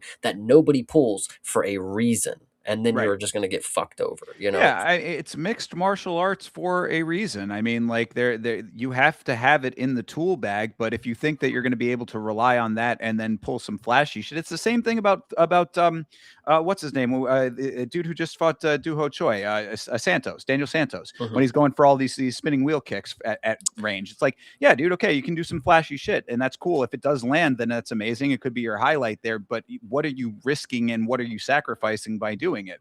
If you don't have the other skill sets to kind of backfill all of that, then you're kind of a sitting duck. And I'm not saying that he was with that. I'm just saying, for an example of like somebody doing something wild, it's like, you can't just be relying on, going to the nth degree with one skill set. You have to have all of them. And jiu-jitsu is just one in many of the arsenal, I would say. No, I definitely agree. And I love a good jujitsu. Obviously, UFC BJJ is taking place tomorrow. So if anybody's looking to do that, that's a rewatch coming for you guys on Saturday. But BJJ aside, I think this is the perfect time to get back into what I was alluding to earlier. And now it is in a funky spot of the show. I could have brought it up earlier, but this is where we're going to talk about it because it is important to, and this is potentially why we don't have a main event or the correct main event for Philadelphia as of right now, because Dana White has said that he really wanted to get a Chinese fighter on the White House card. You know, I think everybody thought I was going to build a card, America versus the world. We did exactly the opposite, is what he said. America is a country of immigrants. They all came from somewhere else, and they're all going to be represented. I tried to have a Chinese fighter on the card too, but it didn't work out. Obviously, that was probably going to be Wei Li. I would say that was potential. You know, obviously not having a female fight on the card still seems weird if it's not going to be Kayla and Amanda. I mean, Wei Li and Mackenzie Dern. I mean, that doesn't sound too far off of what we could have gotten. But I think this also potentially is going to be a reason we don't have Wei Li competing in Philadelphia. Maybe she's just not competing in America right now. I don't know what the deal is. Why is she not? It's been a while since she competed against Shevchenko. She's still taking time off. We all rightfully assumed that she would come back and get her, or wrongfully assumed, I would say, she would come back and get her belt against Mackenzie. But if she's not at the White House and she's not in Philadelphia, why is she not in America? What's the deal? The only thing I can think of is, didn't she do a movie like a year or so ago? Yes, I mean, maybe she's trying to do other things, you know, maybe she's and like needs to stay in the region. yeah, you know, it just there's like, you know, brand deals, other, you know, little ventures that she's doing. You know, I would suspect that I couldn't say, obviously, I'm not from the country, but I would suspect that she's got some star power and some name recognition in her home country. So, you know, there could be something like that. She might be thinking about post-career advancement and stuff, I would guess. But you know, yeah, it also could just be that, you know, she really wants to take that level of time off to make sure that she comes back 100% and all of that. That, again, this is all speculation. I don't know the exact answer, of course, but I that's really what I would say. I don't know. I mean, that's about, to that specific point. Yeah, and you know, and Johnny the God here. I was also thinking potentially that could be the case as well. Zhang Minyang could have been the Chinese fighter that could have been on the White House. But when you say that one, I don't really know who would have been the guy he was facing on the White House. You know, that doesn't add up to me like, oh yeah, Zhang Minyang versus da da da. You know, Ivo Baranchevsky. wow, and you would have gotten Poland. What a fucking fight! Wow, holy shit! Yeah, no, that's pretty crazy. But I digress. I think a Chinese fighter not being on the White House card, it's not the most unfortunate thing. I don't think anybody, you know, it's just the Well, White House card. let me just address you know, what Dana said here. I like what Dana said here. I think that this is, you know, I think that this as a concept, I think is right on. I mean, you know, because a lot of people thought it was going to be America versus the world, and you know, I think that the framing as he is framing it, I like this better. I think that it is more inclusive. We live in a very divided time in this world, in this country, and something like that, if that is actually what the behind the scenes reasoning was for the way that the card was put together, I'm okay with that. I think that it is nice to have the idea of, like, you know, all of these different regions represented coming together. You know, that's what America is. That's the core values kind of thing. I'm good with all of that. However, and this is what we said in the Discord, and you know, what I will bring up here. You did that to an extent, but I could name 700 countries off the top of my head that are not represented. You know, no Russia allowed. I mean, you know, Israel. I don't. You know, obviously, Israel is a very controversial country right now. We don't have a lot of. I don't think we have any Israeli fighters. Yeah, they got rid of him before the White House for a reason. Come on. So there, you know what I'm saying? So it's like, I like it. I know that there are only so many fights you can have on the card anyway. So it's like, yeah, you're not going to get every single country represented, but it just seems like maybe a little cop out. How many countries can you really represent with your 6 title fights? Let's be real. Like, yeah, right. You know. Yeah, well, that too. Exactly. So think about it from that framework right there. What the card was supposed to be with all of the title fights, pare that down. And then now it's like, oh, well, you know, we wanted to have an international card. So it's a whole bunch of different people from where's Ireland? Yeah. I mean, there's a guy from Ireland who could have been on this card, you know? There's a guy from Hawaii that could have been on this card against a guy from Ireland. I mean, again, nuts. Like I said, Poland. I mean, you do have Brazil. I mean, again, I could go through all of the list of the countries that are not represented here, and it's fine. It's not like everyone needs to be. But again, I think that this might be more of a convenient you know, the card ended up the way that it is, and this is a nice way to sell it. Somebody in the PR department went to Dana and said, you know how you could really make this all smoothed over? Say it this way. Well, the last thing that I would say to this point is if it was truly the most inclusive event that we were supposed to get to bring America together, to showcase all of the immigration and all the representation, where's my Anshul Jubilee fight, guys? Bingo, exactly. And again, not for nothing, but you know, the way that the current landscape politically is, to be representing the nation of immigrants while we are actively trying to kick as many of them out as possible might be a little bit sus. I wonder if you are going to see people like, because like you'll have your normal security, you'll have your normal like agents in black, you know. Are we going to see ICE agents around this fucking place? Like, that's going to be the question. Could you imagine if there was somebody in somebody's camp that is like, you know, a training partner or a coach or something that's illegal, and we get an ICE raid on a camp before this thing? I think that plays a part into finding these people out. Like Diego Lopez, let me know right now. If anybody you're bringing has issues, we're gonna get it pardoned. Just let us know. You know, I give Trump the word, and you know he makes it okay. But you just got to let us know before you get there. You know, like exactly. So, we need the Uros Medic treatment on everybody. Literally, just make sure they make it to the White House. That's all you got to do. They need to be in that Oval Office to walk down to the fucking cage. Yeah, exactly. And so nice that those people are the ones that are in an organization where the owner of, or you know, the president is friends with the president of the country and can make that all happen for them. But let's be fair. I mean, all the major sports organizations, all of their owners and head honchos, they're friends with Trump's too. Like, I mean, they're going to be at the event. I know it's all the people in power, like Jerry Jones. That his name? That fucking guy. Yeah, the football guy. Yeah, something like that. He'll be there. But there enough about political talk. I think this is time to get into some fun stuff, because this is a very funny video. I thought there's more to this. This is a live stream. This is a clip from a live stream with one of your favorite entertainers when it comes to the UFC roster, of course. And I thought this was just a really stupid clip, and we'll obviously watch it together. So if you're ready, I am ready. All right, lay it on me. So here is Merab and some. Yeah, who is?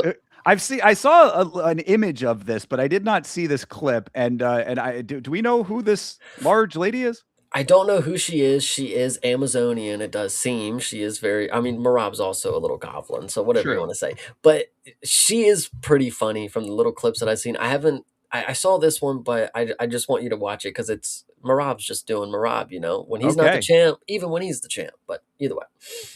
But I still have to go wrestling with my sweaty guys. Okay, I have to wrestling with 10 other guys. What? And then we can training later. Me and you work on cardio, but right now I have to actually wrestling to grappling, and I have to go. Then I like the hustle, baby. I support that. I'll be here waiting for you, don't worry. What?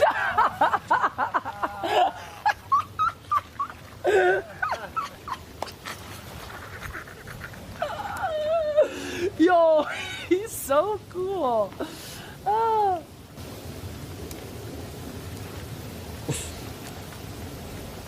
Yo, you guys are the best. So there's your Merab Mackin for the day.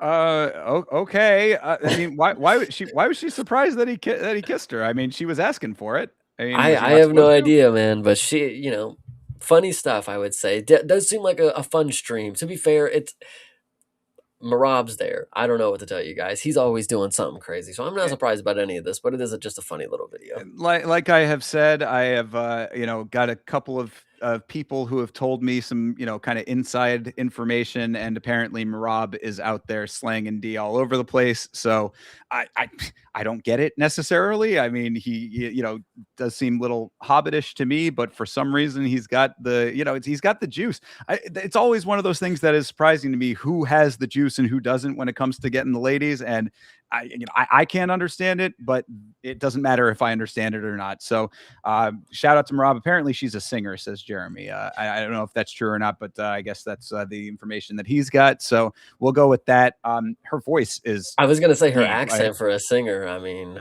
yeah, accent and voice, I guess. She's got a little bit of a deeper voice. It sounded like to me, so I guess I would have to hear her sing. But yeah, congratulations, Marab. You got a you got a kiss from a big gal.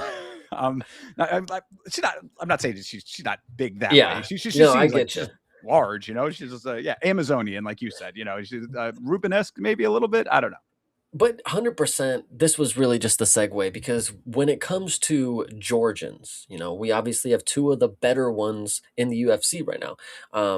And then there's one who's doing good things in karate combat as well. But when it comes to Marab, there's another guy in the mix. Not between him and his lady here, of course. He's not, doing any cuck stuff. But this next guy has been doing a little talking, and I would say this feels a little out of character. Not out of character that like, oh, he's talking for once. Like out of character is like kind of feels like a weird topic to be bringing up. Like who you're getting a little mixed up in other people's business. It kind of seems like. So I'm excited to play this other video for you, and Okay. and let me know what you think real quick. So Sure. I'm gonna go ahead and share it, and we'll go ahead. Oh, it's muted. Okay, for some reason. Tiene una mente de un chiquito, ¿sabes? Oh my God, I did not know he was. But okay.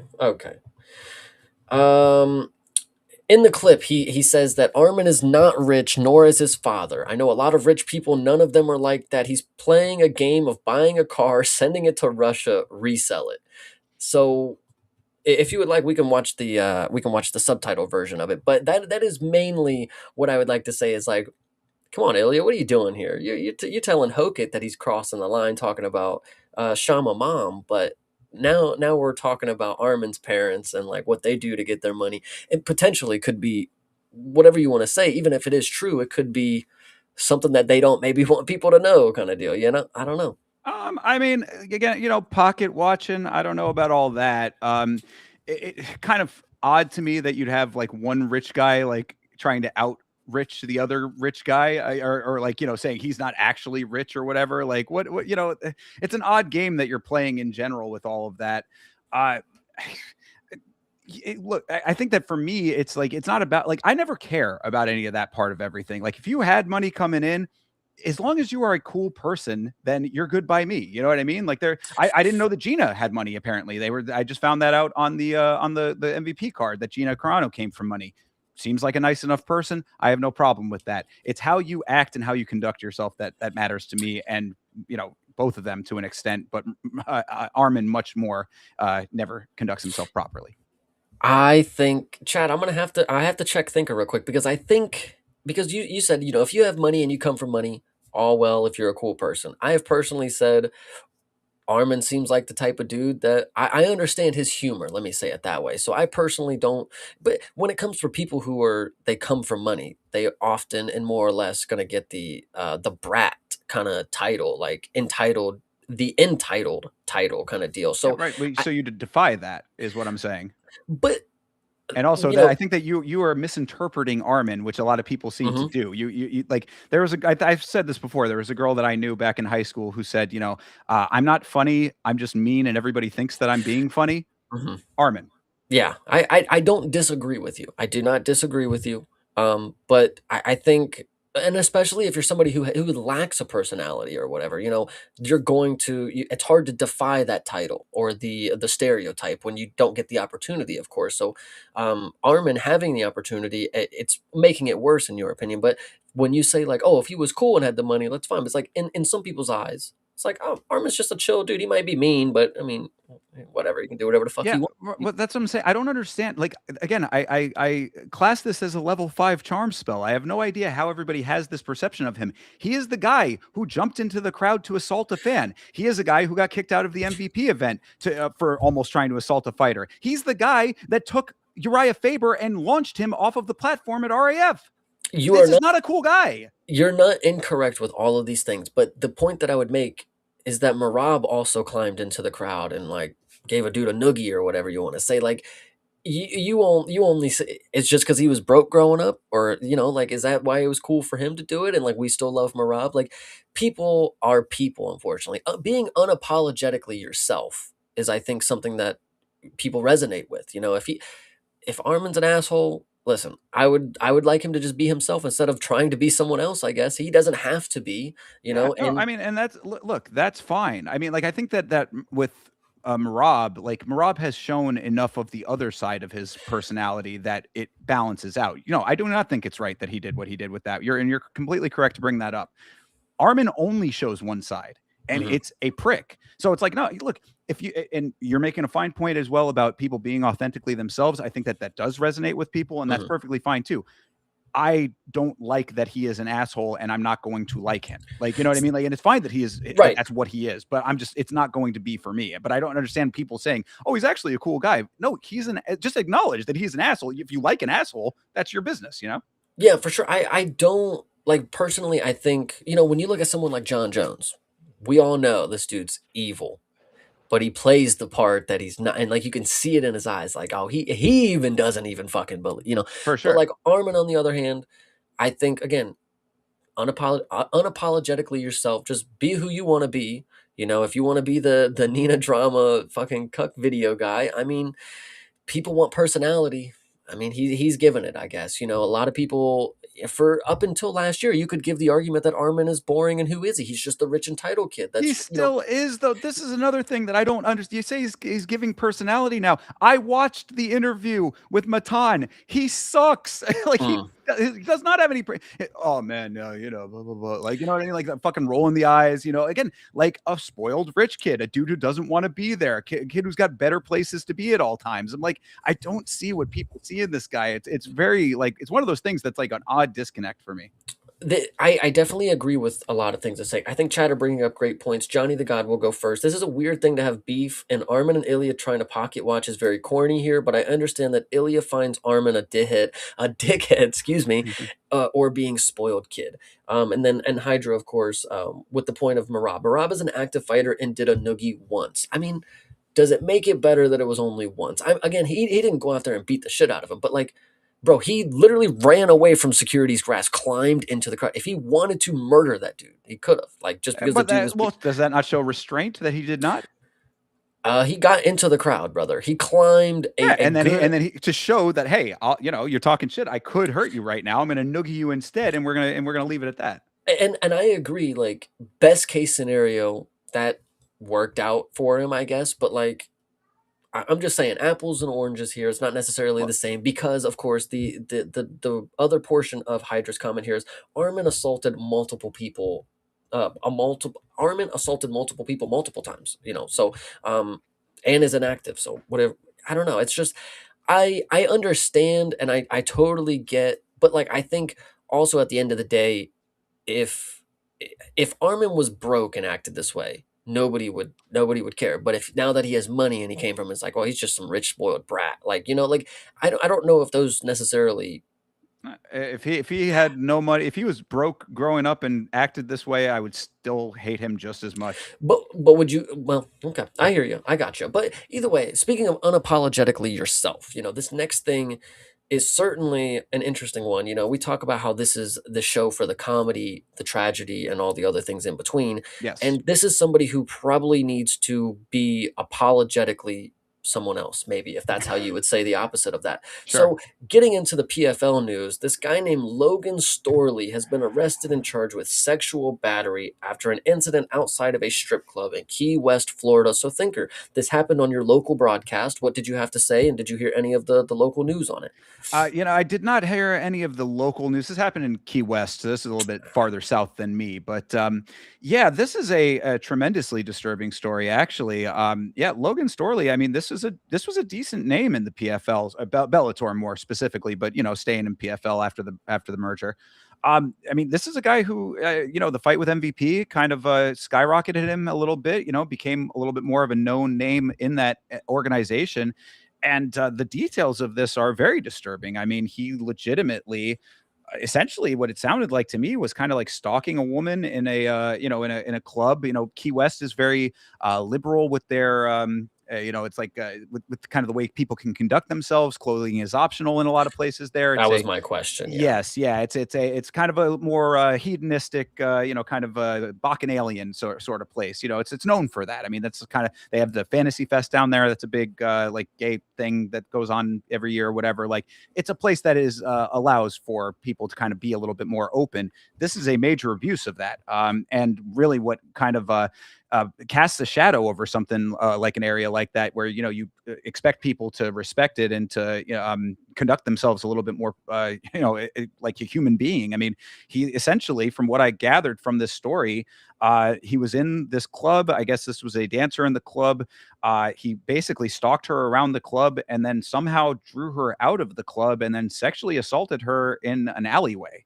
And then once he got caught, apparently there was a second strip club where the owner of that club saw what was happening and was going to confront him, and he took off naked. So this is a naked man running away. That is the portion that I have been hung up on, is because and the chat has corroborated that as well. I had heard that when they caught him, he was naked, and I'm like, how did when I hear something like that, and there was no other context to the story that I have heard of, but if he was stripping down on all of his clothes, he might have been on some drugs, man. I don't know. That's the typical I'm burning up type of fucking drug reaction. Yeah, no, I think that drugs and alcohol kind of are part of the equation in general. I would say alcohol for sure, but most this seems a little listen, I'm not trying to make any excuses for anybody, of course, but being drunk is one thing. Running around naked after you sexually assault somebody, I don't know, whatever. Go ahead. Yeah, well, apparently the second floor of this club was a clothing optional area. So, okay. That does, I guess, play a small part in this, how they got down to the floor level and outside, and why this woman, after being kind of followed around the club, would even go outside with this guy is a little bit questionable, I guess. But, so there are questions here. But really, I mean, when it seems something as blatant as this, where, like you see someone from someone external to the situation, witnessing this and having to intervene, and then him taking off on foot naked, it does seem like, it makes it hard to find any benefit of the doubt in this, Let me just be thankful. And this is to the victim, of course. Thankfully somebody was able to be a witness to what was going on, because for somebody who PFL is a professional athletes organization, for somebody who is at a status of professional athlete, any and every accusation that could be made after the fact is, it's, innocent until proven guilty, of course, but being caught in the act, having no, there's undoubtable evidence that he was, I was going to say, shout out to this club. I know they never probably expected that it would happen, but like having the second floor being the naked only area, so then they have to snake down naked through the building. I mean, that's a very far run for him to get outside fully, no clothes at all. I just think this is just a crazy situation, of course. Yeah, I mean, whether he was naked inside and then put his clothes back on to get outside and took them off again, there are details here. Like, obviously, there's a sequence of events that has a couple of holes in it to the outside observer, and I'm sure that maybe more will come out, or maybe it's things that are only going to be known by him and the victim involved here. But either way, I mean, this is I talk a lot on the channel about professional conduct, and talk about unbecoming of an athlete. I mean, like, that goes way beyond this. I mean, this is just straight criminal activity and heinous. I mean, this is a very heinous thing to do to another person. So yeah, I mean, Logan Storley just ruined his life here, and he's very lucky that it didn't go farther than that. He's lucky that it got intervened with, because if he was in a state of mind where he was that drunk or on drugs or whatever, this could have gone even farther than that, and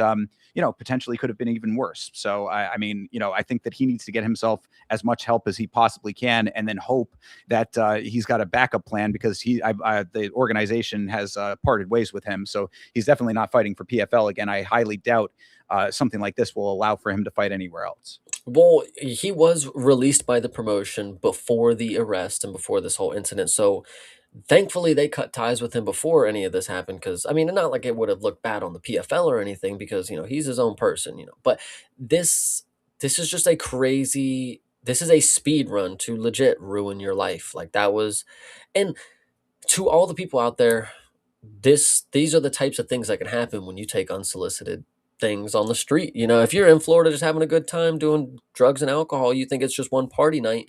Well, you just ruined your life. Now nobody is going to ever look at your name and like, you know, you could have been at once one of the best mixed martial artists. You know, you were a professional athlete at that thing. But now people are going to look at and know that like you are not somebody to root for. You're not somebody to ever remember the name. And even if they did, they can just look up your, you know, whatever you want to say. This is just back to what I was saying. Thankful people were able to witness what was going on, because this is just a crazy situation. No, absolutely. You're exactly right. I mean, you know, your career is over. I mean, like, you know, certainly that, I feel terrible for the victim in the case, of course. And like you said, you know, I'm glad that this didn't go farther than what happened here. Yeah, I mean, there's nothing. I mean, like there's really no good that comes out of a story like this. I mean, and also, you know, we talk about this with BJ Penn a little bit, where, you know, it's like, is it the drugs? Is it the CTE aspect of things? Is it just being potentially a bad person at your core underneath all of that, and the layers and how much of all of that kind of goes into it? I would say that maybe that you know, I don't know Storley enough to know what the makeup of all of those things are, but what I would say is that drugs and alcohol sometimes amplify pre-existing predilections, you know, the things that you might be wanting to do, or you know, holding back from, that become unencumbered and become more uninhibited when you take substances. And then also potentially the CTE aspect of it too. I don't know, you know, how much trauma he's taken over the time that he was a fighter, but it's definitely not zero. So just, you got to keep all of it in context, but none of it looks good. And yeah, I mean, just, you know, I hope that you have a backup plan, brother, because you're going to need a lot of help. You're going to probably be doing a decent amount of time for something like this, I would suspect. And then afterwards, you know, you're going to have to pick up the pieces. You know, another story that we actually obviously have to talk about, and this is just the best segue to get to it. We'll lump all of our tragedy together. This is not necessarily a tragedy story that has happened more recently, but it's reaching back, and we're getting more context on what is going to be happening in the future. So obviously, Logan Storley, that career over, life over, whatever. Next guy, I don't know if I would say career is not over, but as of right now, Rampage Jackson, his son, cut a plea deal after attacking Psycho Stu. So this is not necessarily anything that is mixed martial arts related. It is related to a mixed martial artist, no pun intended related. But this is something that we needed to keep up, and we talked about it on Free For Alls previously. So it's good that we finally get to see what the current resolution is for this. So he's going to be sentenced to 90 days in county jail. Not prison, by the way, and 81,000 in restitution and 2 years probation. So, Thinker, what would you like to say about this initially? Yeah, and actually, before we continue, chat, this is winding down to the end of the show. We have a couple more, one-ish more thing to look into. So if you have something that we need to talk about, post it in there now. Make sure you get it out. But Thinker, absolutely. Thank you for saying that. Yes, Chad, if there's anything that we missed today that is a pressing issue, please let us know. Send a link if you have it. All right. So yeah, when it comes to this, I guess closure, you know, I guess that at least there is some. This is closure for some people. Well, I mean, look, at least it comes to an end to this whole saga, and there is actually something being leveled here. But no, is this the correct sentencing? I mean, look, he did take the plea deal. He did, you know, I mean, like, he wasn't going to try to fight it. I had said I was praying that this guy was going to try to fight this case, because it would have been such a fiasco to try to see him or in his legal team try to figure out a way to defend him over this. But he did the smart thing in the, you know, as far as your options go, he took the right one by taking the plea deal. And if you take a plea deal, it's going to be a lower sentence because you are admitting guilt. So, I mean, I am not super surprised by this. This is also California, where, you know, the legal system is all kinds of sideways to begin with. Am I happy about it? No, I think that there should have been a stronger punishment, a stronger, you know, something larger to come down from this for what he did, and how close he got to this being a much more major situation than it ended up being. Am I super surprised? No, I don't know. I think that that's really where I land, is just, yeah, I mean, I'm not surprised, but I'm not happy either. I just, you know, having money really can get you a lot of different things in this world, and they can get you special privileges when it comes to almost murdering people, you know. And I'm not really one to be like, oh my God, he almost killed him. You know, he beat the hell out of him for a really long time, and it was definitely way too far. But 90 days in jail, yeah, I don't know. I'm not, listen, it is crazy to say that like there's people out here who want to see this guy behind bars for the rest of his life. And you know, I'm not disagreeing, but I'm also, God, this was a crazy situation. Honestly, if I went back and rewatched the video, I'd probably sit here and be like, God damn, no, that was pretty fucking ridiculous. He should probably spend more time than, what is it, 3 months in jail or whatever. I, it is just still an interesting thing. Being a judge, listen, that ain't the job for me, brother. You know, it's somebody else for a reason, but I don't know if they know how to do their job as properly as another person. There's just too many things going on here in this situation. Chad, is there anything else that you think about this? I mean, Johnny the God, of course, you know, well, Hydra first says it's a weak ass sentence, you know, and fair play, you know, compared to other situations like this, I don't know what would have been the correct sentence, but Johnny the God, you know, 90 days over attempted murder is atrocious. Judge always showing sympathy towards criminals in the state of California. California, I mean, everybody has their own opinions of how they handle things over there. I don't personally have any vendettas against the judicial system of California as of right now, but maybe this is the first day that I start. I mean, what are we thinking, Thinker? One more time. Is 90 days enough? Well, look, I mean, again, he took the plea deal. He did not have any priors, as far as I know. I think that would have come out by now if he had a prior record that would have influenced this. But if we didn't hear it, I'm assuming that he didn't have any priors. The money aspect of it, perhaps decent legal team behind it. I mean, I think that all of those factors make it so that this sort of makes sense. Again, I'm not saying I agree with it, but 90 days, I mean, shit, man. Kane got what, a year and a half? I mean, you're saying, because it's like, okay, well, Kane had a weapon, you know, Kane fired a weapon, you know, attempted murder.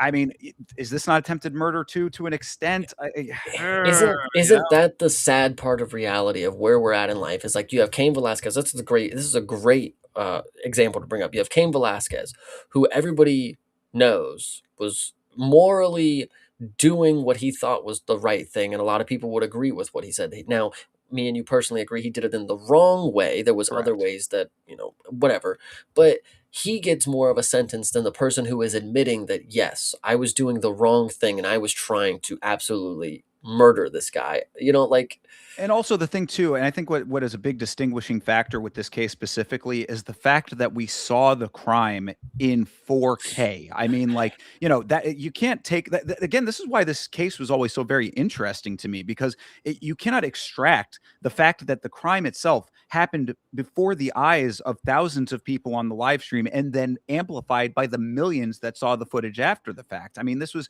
so much of a spectacle of like how this all went down, that I just think that it's an interesting time in human history that is even the case with this.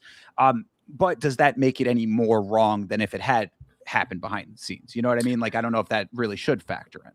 Yeah, me personally, I'm glad, not that I was glad to watch it, but I'm glad this is something that, again, witnesses were able to be there for. Because if you would have just did this in the parking lot and we just got a bunch of he said, she said about it, and we don't actually get to see the validity of how brutal it was, you know, I think that would have been a big thing in the court case of if it wasn't on video, they wouldn't be able to do as much with it, I guess. But thankfully, there was some sort of resolution, I guess. It's not necessarily the biggest or the best example of what the judicial system should be doing. But again, I'm not a judge, and I don't know too much about it. And I guess the last thing that I would say to that point specifically about the sentence is, with all the factors as they are, as I said, took the plea deal, no priors. You saw the crime, you know exactly how it all went down. What would be more appropriate, do you think? I mean, would it be a 2 years, 3 years? I mean, Listen, what, like, you know, I mean, we're talking crazier than that. I mean, what's the, a what would you say? year, a year sounds like at minimum, to be fair. Like 90 days is fucking crazy. I mean, like 3 months. I mean, you almost tried to take away the rest of this dude's life, you know? So like a year minimum, you know, people do time all the time. You know, Yeah, people make mistakes, and if you can't do the crime, or if you can't do the time, don't do the crime. Whatever you of want to say, course. man. Yeah, and like you had mentioned too, I mean, there was a moral element to what Kane did that I think put that instance in a Yes. different light. This is a clear-cut case of, and like that would really be the other thing that I would say is that regardless of the sentencing and all of this, Raja Jackson needs professional help. I mean, like he is like we talk, about Logan Storley just now needing help. I mean, like I did an entire analysis of the live stream. I saw, I had the uncut version of the live stream, kind of broke it down piece by piece or whatever. Like that was the conclusion that I came to, is that this is a troubled young man who comes from an upbringing with Rampage, who I think is not innocent in all of this personally. I mean, again, go back and watch that stream if you're interested in the full thoughts here. But, I think that this is a guy who his upbringing informed a lot of his life in, to what led up to this incident. He's a very troubled person in my mind who needs a lot of help after this to kind of get himself to a better mental state.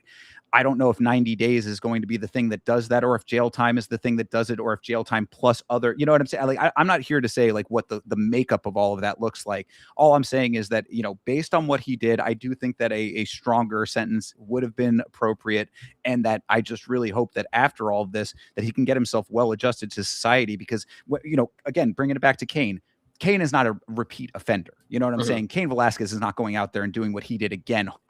Pray to God nothing like that ever happens to his family again, of course. Raja Jackson, I gotta say that what we saw there is an indicator of what could be a repeat action, I would say. Yeah, I like you said, I think it's just the craziest part of where we're at in society. You have the morally good person who's going to do time, of course, and he does more time than the person who's doing morally bad, and admitting to, so Right. it's just unfortunate. I would just, we could have seen better. We could do better, Yeah, but no, I hope so. And I hope that $81,000 is enough to cover Psycho Stu for, I mean, who knows how much lifelong damage he's going to be having to live with for now, and medical bills. He was laid Right. up in the hospital for a handful of weeks, Of course. Yeah, absolutely. dental work, he lost a bunch of teeth. Crazy. I don't know, man. It's unfortunate, but Yeah. going into this last story, I think it's the most unfortunate portion of this, because I'm calling it a quits, guys. Podcast days are over. I am done, because Thinker, I know you're crazy. Listen, I'm now an investor of GFL. I am now an investor of GFL. I had to get you with it. I'm sorry, brother. Well, But listen, in a good run, brother. But power to you, Chase. At least I know that if you're quitting the show, you're going on to bigger and better things. listen, I'm heading over to the light side, and if you guys didn't catch this, I'll make it brief to you. Share prices at $1, minimum investment of $1,000 or more. So all these big ideas to get a new PC and do all these Tales of Packs. Now I'm just GFL guy now. I mean, I think this is the biggest and best opportunity. And if you guys didn't catch this, I think this is really funny. As you watch this little video play right here, Justin Gaethje's in it. Like, that's just really funny. Like, they just use any fucking clips. Like, they don't even give a shit. It's obviously not a UFC clip, but Justin Gaethje is one of the primetime GFL people that I'm supposed to look out for as a shareholder. Apparently, these GFL guys have the biggest balls on planet Earth, bro. I mean, for them to have the implosion of their first event with all, I mean, and Chase, you and we are on GFL. We have been following the GFL since it was announced, charting the course of this thing. So we can go through, we're not going to go through point by point, but just, a brief highlights, having the event implode, having a bunch of fighters signed to the roster that didn't even know that they were on it. Fighters promised money that they weren't going to get. Investors pulling out. Investors pulling out and collapsing the whole thing. I mean, people being shown screenshots of bank accounts in order to get them to think that there was more money actively there than there was. Just all pretty much as much shady shit. The AI intro video that we all talked about when that happened, their big coming out stream with all of those fighters on it, and the announcement of all of that, and that kind of being a little bit wonky. Like, everything that these guys have done up until now to take a brief time off. And in the big picture, we're talking maybe 6 months, maybe that, even less, perhaps, taking a couple months off, coming back and saying, all right, guys, all that other stuff never happened. Put it out of your mind, because now is your golden opportunity. This is like Firefest, bro. This is like Firefest for combat sports over here. I'm want you to watch this video. Like, watch what it's showing you on the video and tell me this is not the pyramid scheme verbatim. What's next? Win fights, sell tickets. I mean, what what's more next? do you need? I mean, is that not what should happen? You win fights, you sell tickets, you're just waiting. What? It's just waiting. It's all waiting for you. Exactly. But I think what's my idea here, and I think this would be for anybody out there who's listening, who is out there an investment hound. Johnny, listen, brother, John Dong out there, hear me out. You can invest into GFL, and right before they're about to have their second go at an event, whatever you want to say, you could pull all your money out and tank it. They just won't even have an event. So the problem is that if you do that, you're basically rug pulling yourself. I mean, like, your money is in there. It's not like you're making any more money. Like, you know what I'm saying? Like buy low, sell high. There is no sell high with GFL, I would say. Yeah, but if you really just have that money and you could throw around $1 million just to fuck around with it, you could just ruin the GFL for the second time go around. But other than that, I think it's key that we have to look at the roadmap here. So let's look at this roadmap. All right. Let's see what we got here. So 2026, we got the proof of concept, of course, launching the first season in New York, LA, Miami, and London. They've already got locations, guys. So that's beyond the proof of concept that we had in 2025.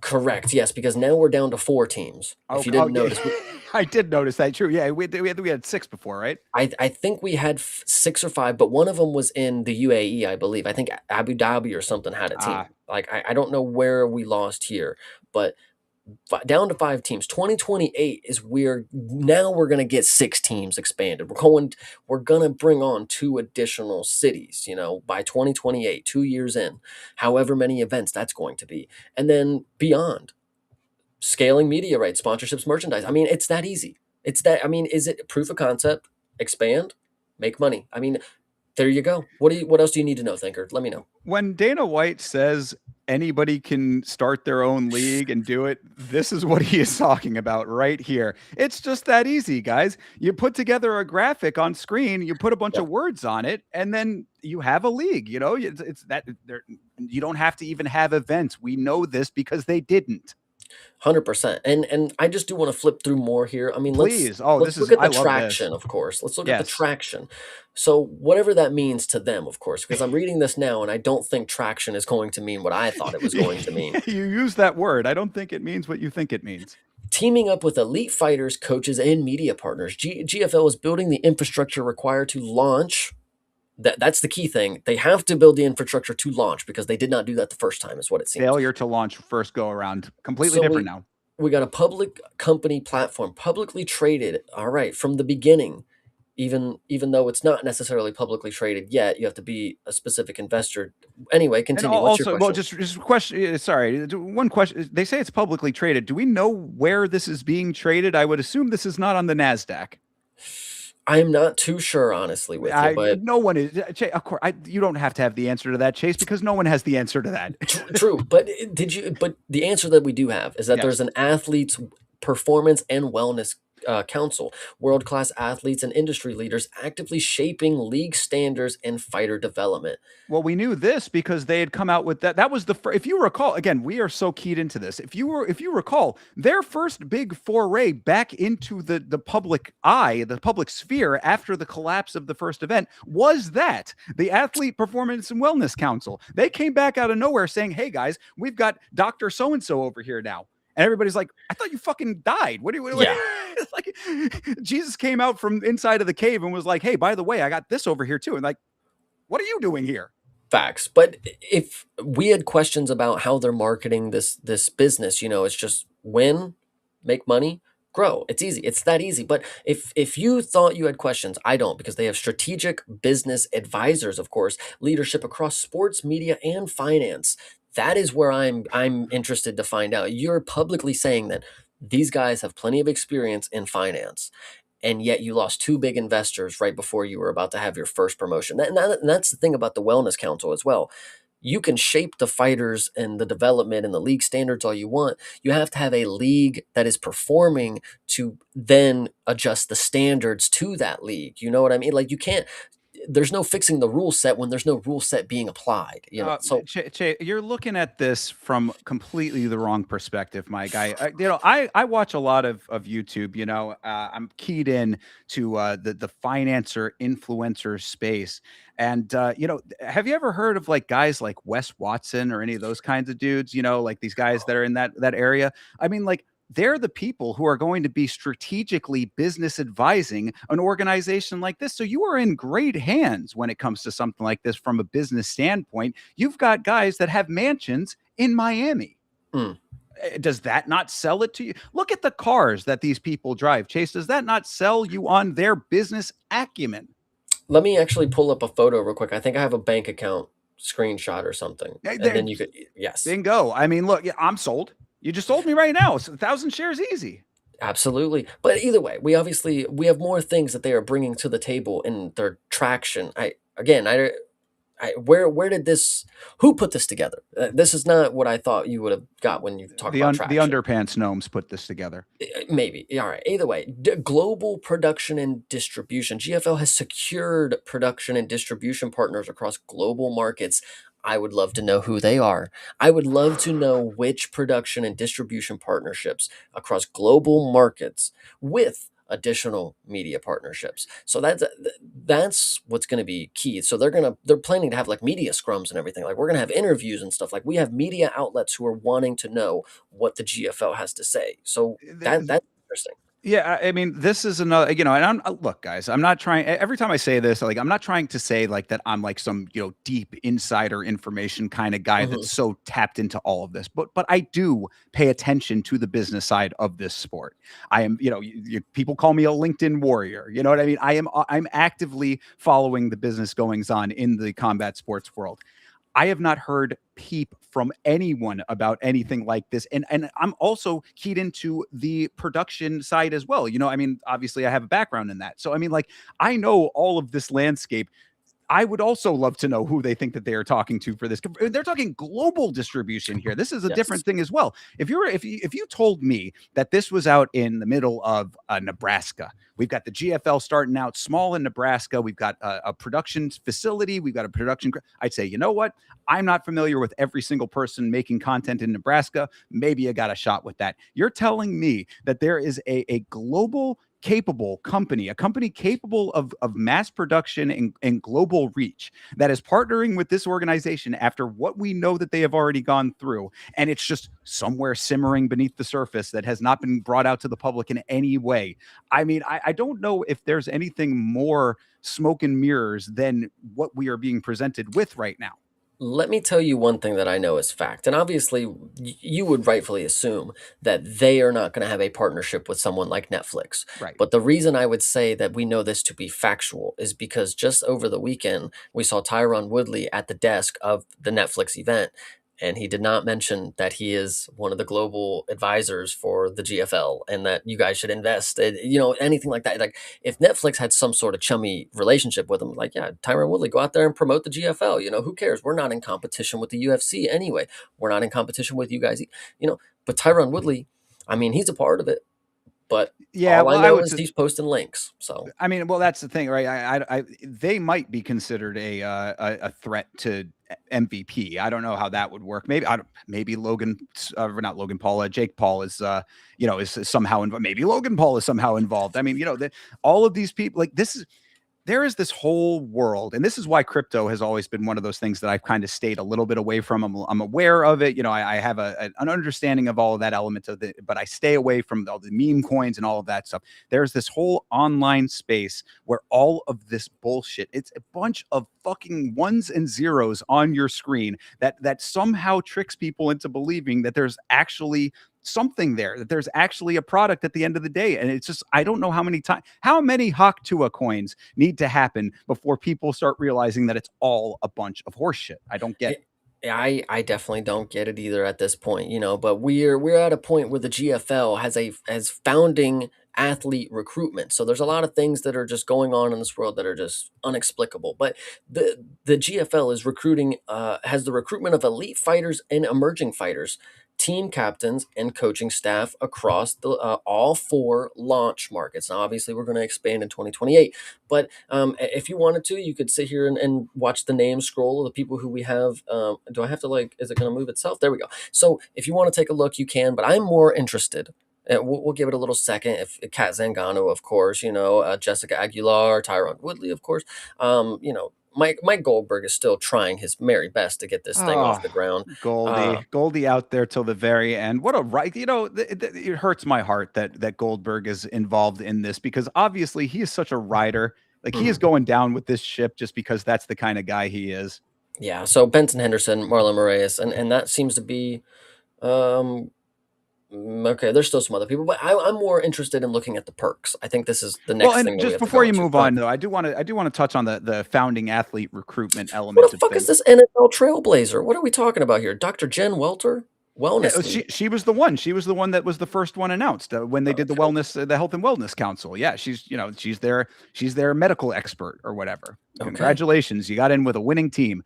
But yeah, when it comes to the founding athlete recruitment, we've been talking about this a whole bunch recently, because we were saying about the pipeline to the UFC and the desire to be in the UFC. We were saying how PFL trying to have homegrown talent there being very difficult because of the pipeline to the UFC.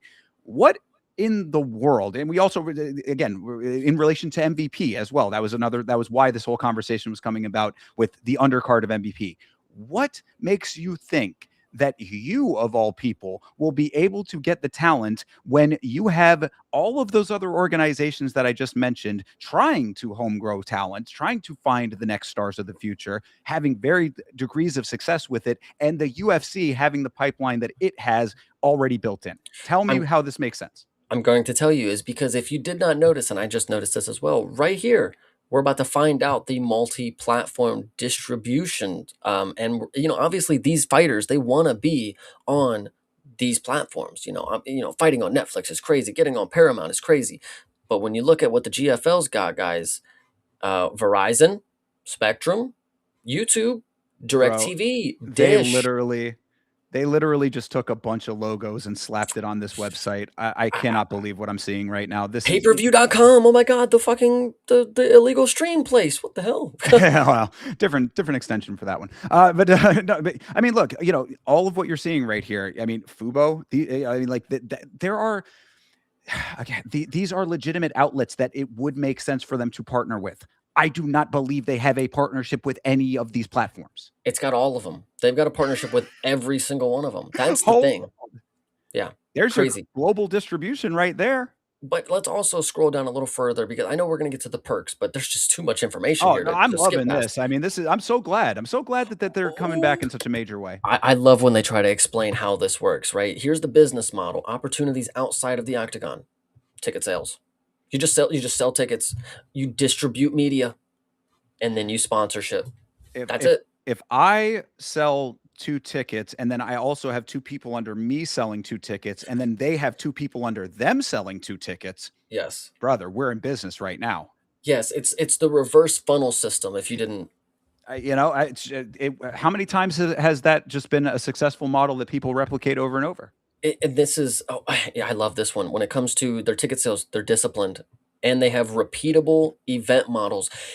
How can something be repeatable if it did not initially get started? That's the crazy part. Wow. The one that the fact that it says disciplined is hilarious to me. They're disciplined. Yeah. Disciplined enough to announce a 2-day event and have both days fail. Oh my God, dude. Who are they fooling though? I don't. Oh my. Anyway. I can tell you who they're fooling. Us, because listen, we had a whole drive-by of places that are distributing this media content, whatever you want to say. But right here, they're re-amplifying that. Yes, there's a multi-platform distribution with Fubo, payperview.com, DirecTV, and Thriller. They're doubling down. It's not just scrolling on your screen. It is doubling down. And this is also interesting too. Conservative pay-per-view pricing with achievable performance targets. So wait a minute. Pay-per-view model? Pay-per-view model is what it seems like. And look, what I say to that, and because taking the meme element out of this for just 1 second, what I've said about the GFL in the first go around is that I do believe that there are elements of what they are. If you took away all the bullshit and you just stripped it down to their core concepts, team-based MMA, better treatment of fighters, health insurance, all of that kind of stuff. There are good elements of what they were trying to sell us on that extends to that. I have said many times, if you had your pay-per-view model set to $10 a pay-per-view, you might, and the quality of the fights were good enough that you actually could court people to want to watch. There is a version of a pay-per-view model that I think could still be successful. I mean, again, it would have to be a price point that is in that like $10 to $15 range, perhaps. But I think that if you had a quality of fights paired with all of those, again, there's too many elements that have to all be in line, actually working in sequence with one another to make it make sense. But at its core, there is some sense to be made. GFL has never given us one iota of belief that they could actually pull off what they are presenting.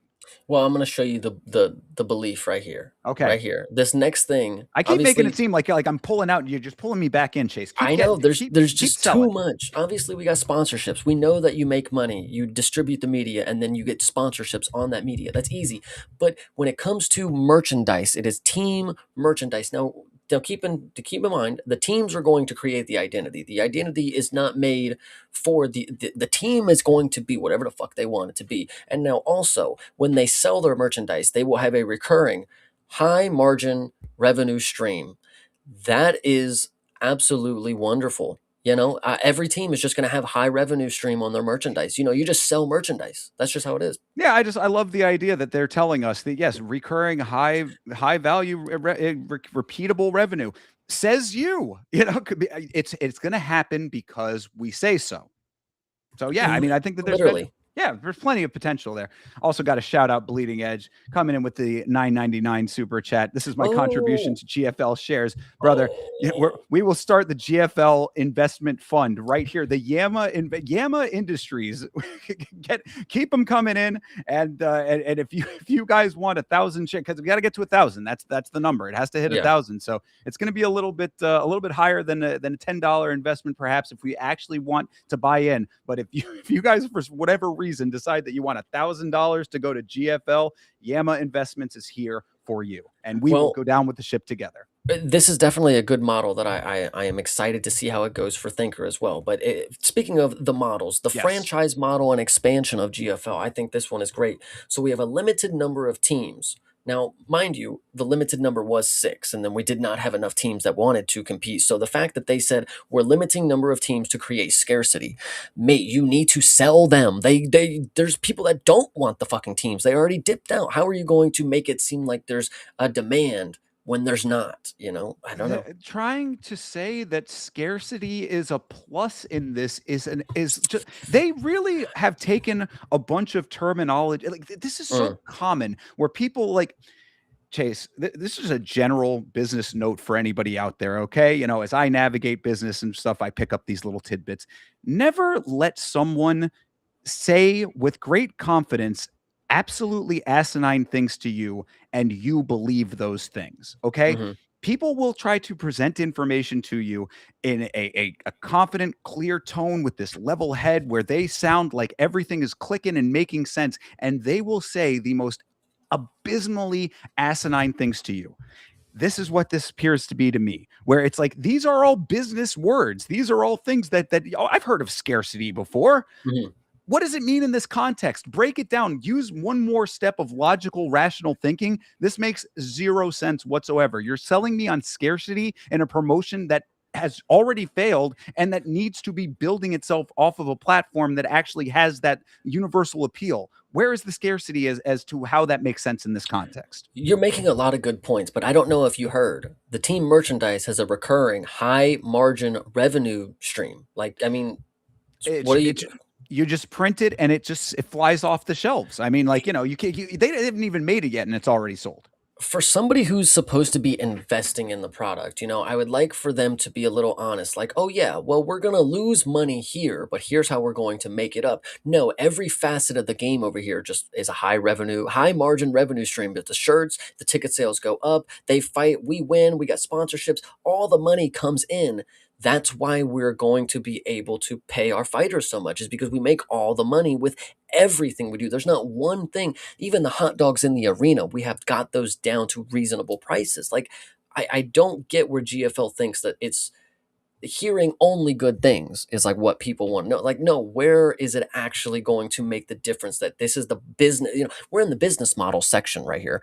Where's the actual business model that shows me that your business is modeling after something that's already successful and or doing something that is similar enough to be successful, but you're doing your own way with, you know, where are you explaining anything other than ticket sales up, win fights, media distribution, sponsorships, and then team merchandise? I mean, what else is there? Right. And again, the trappings of it all make sense. The presentation of it is stuff that if you are just at a glance, not digging too deep into it, is like, oh, okay, I guess I could kind of see that. Where the fatal flaw always comes is the demand. The demand has to be, if there were, everybody remembers all the fighters that were announced for it, some of which were not actually on the roster to begin with, but we'll put that part to the side. Let's say that all of those fighters that you knew to be on that, some were even drafted. Somewhere, yes, some were drafted. That is true. We all saw the live stream, and I bring that up because Sage Northcutt was not in the rolling names of things, but I know he was drafted first. So true. And did he ever confirm that he was actually on the roster? He was on the live stream. So okay, so there you go. So he was one of them. Paige Van Zandt, another one. So I mean, the point is though, is that you remember all of those names. If there were enough people banging the GFL's door down to say, I want to see Sage Northcutt fight. I want to see Paige Van Zandt fight. I need to see Tony versus Dylan Dennis. The demand is so there. Maybe you have some minor leg to stand on with any of those other things, team merchandise, this franchise model, all of those things. But it all collapses when you look at the core of the product. One that obviously couldn't even get launched in the first place. But again, taking that out of the equation, just the core product in and of itself, you are selling off of antiquated goods, essentially damaged goods. It's a little bit harsh to say that, and I don't mean disrespect to the fighters, but you know what I'm getting at when I say that. This is not the hot thing. And again, talking about the prospecting and stuff like that. Where are you selling me off of that to make me believe that even could be a thing? Show me Fuma in Kuta on that card. You know what I'm saying? Like that's the type of thing that maybe you get something off of. But to think that anything that they have here currently in this structure with what we know about this organization could actually equal up to something successful is they really are selling wolf tickets. Well, the thing that I would like to next look into, I know I brought it up just a minute ago, but after reading into what I'm going to be investing in, let me see what I get for my investment. You know, let's look at the perks. I mean, this is what's going to define if I'm going to shell out thousands of dollars. You know, I mean, we're 1/100th of the way to being investors ourselves here now because of the generosity of Bleeding Edge. So thank you very much for that again, Bleeding Edge. So, yeah, so let's check out these perks. Of course, let's see please. what we're gonna get.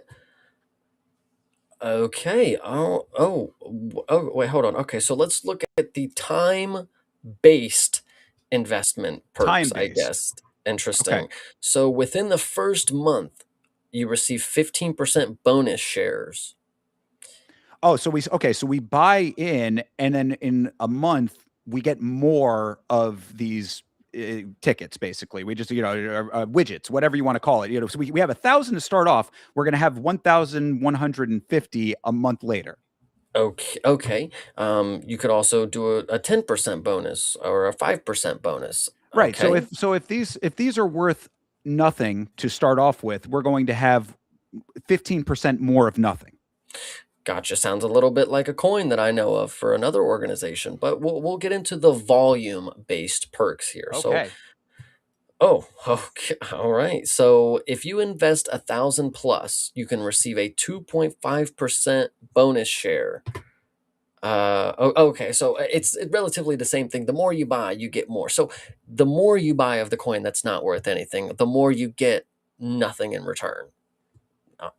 I'd say sign me up. I don't know what else to say to that. Yes, correct. If this is all a bunch of funny money, bunch of again, where is this traded? Where is that? Like I think about shares. I think if I scroll up here, I think there might be something. Okay, yes, this is still part of the business model thing, but this gets into what we're actually buying here. So how the GFL preferred share conversion works. So $1 invested purchases one preferred stock. After 6 months, investors may choose whether to convert. Conversion prices equals lower of the 20-day average GFLE, which is the common stock name, which is below 20. See, they're just throwing shit out there that we don't even we're not supposed to understand, I would price say. equals the lower of the two. Okay. Or yeah, the lower at $20 or 20-day average GFLE common stocks. What's the bottom thing say there? This is like a conversion example. So Okay. if you have 5 shares of common dollar, whatever, brother, this is just fucking retarded. I mean, I'm trying to like follow along with it. Again, it's kind of hard for me to read on my end, but yeah, here, if I can. Yeah. So okay. So conversion. Oh God, there. sorry. I mean, did you want the other one? Sorry. No, sorry. I'm just so I can see exactly. Conversion price equals the lower of larger than 20-day average GFLE common stock price or larger than 20 cents per share. So it's saying you invest, you have the dollar per share. After 6 months, investors can choose whether they want to convert. Convert to what? To cash? To what exactly? I don't know. Yeah, I mean, I would assume to is that cashing out or convert to? Yeah, I mean, maybe I'm just not savvy enough on the stop game to know that element of thing. But yeah, to receive I think what they're saying is that these investments are pre-shares. So it's like you're purchasing at $1 per share. After 6 months, it becomes actual stock, and then you can decide whether you want your initial investment back or to convert to the actual stocks, which are at a lower price point than what you started off with. So yes, for every dollar, you get 5 shares instead of the $1 that you had initially. Okay. So again, does the illustrative example here help you? Does it break it down? It does now that I talked it through. I think that makes sense. However, I still go back to the original point.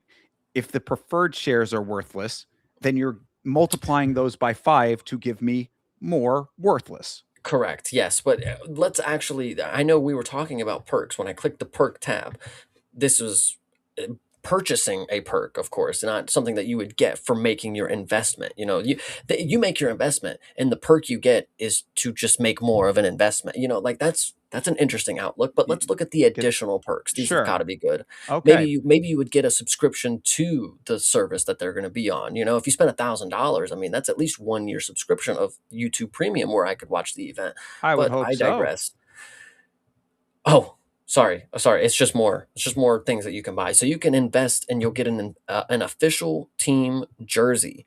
Now, it doesn't say which team, doesn't say to be fair, how are they making so much high revenue streams off of the merchandise if they're just giving it away to all their investors? Interesting. What's your question? I'm looking at this and you really mean to tell me that based on what we just said, you know, multiplying, like you said, you know, you're buying in with the opportunity to have more of this nothing. The additional perk on top of that, I'm paying $1,000 for that opportunity and a jersey. And a shirt. And a jersey, yes. And a shirt. I mean, I get a jersey and a cap for 5, and then the $10,000. Oh, if you go all in, brother, you get the Founders Team kit, which is a shirt, a cap, a hoodie, and a jersey. And this page scrolls down, so there's more. Oh my Lord. Oh wow. I mean, this is just getting started. Oh brother, 25,000. You get same stuff. Same stuff, no, but you get team shorts this time. Sold. Oh my God, for that extra $15,000 pair of shorts, I'm in. Now, and this is where we're getting into. So if you pay $50,000 or more, now you would think you are a lifetime supporter. They are in debt to you. If you pay something like that, you get 2 front row VIP tickets. I would think that any investment tier of this would be begging to have the investors at these shows.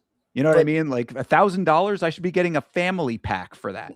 No, you're paying $50,000 for an athlete meet and greet. Didn't you want to meet Tony Gonzalez or whoever's fighting over here? Like, oh, brother, I mean, the chance to have a conversation with Alima Lay McFarland for $50,000, I think it's a steal, personally. Yeah, I mean, but listen, this is obviously bang for buck is really where they're going for with the highest level here. So if you drop $50,000 more than the other package, which may sound crazy to some, Easy. This is easy. So you still will obviously get your 2 front row VIP tickets. You would think you pay 50,000 and you get 2. If you pay another 50,000, wouldn't you get 4? Like, wouldn't you get the next event on top of it? No. Know what you get instead? You get in cage presentation. Okay. So what does that mean? You get to be that one guy at the bare knuckle, at the game bred bare knuckle in the Dominican Republic that just comes into the cage and just hugs the fighters after the fight.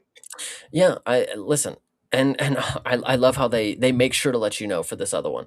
You get flights and accommodation to one event, one singular one, and we pick it, and it's in the state, in the city that we want you to go to. You're good, brother. You're not going to fucking Abu Dhabi on our ticket, brother. I mean, $100,000, Chase. I don't know why we're memeing so hard. I mean, for $100,000, you know that. I mean, for I don't know how much the average wages are in the country. I don't think they're very good right now. But that what, like 3 years worth of salary for some people, potentially, at least 2.5 for some. And that's saving literally every penny of it. That's Yeah. not eating. That's not sleeping in an apartment. That's not having a car. That's using a bike only. Yes, possibly. Correct. Yeah. I mean, this sounds like exactly what you should be putting that money into so that you can go and have front row VIP tickets and get to run around in the cage after a fight.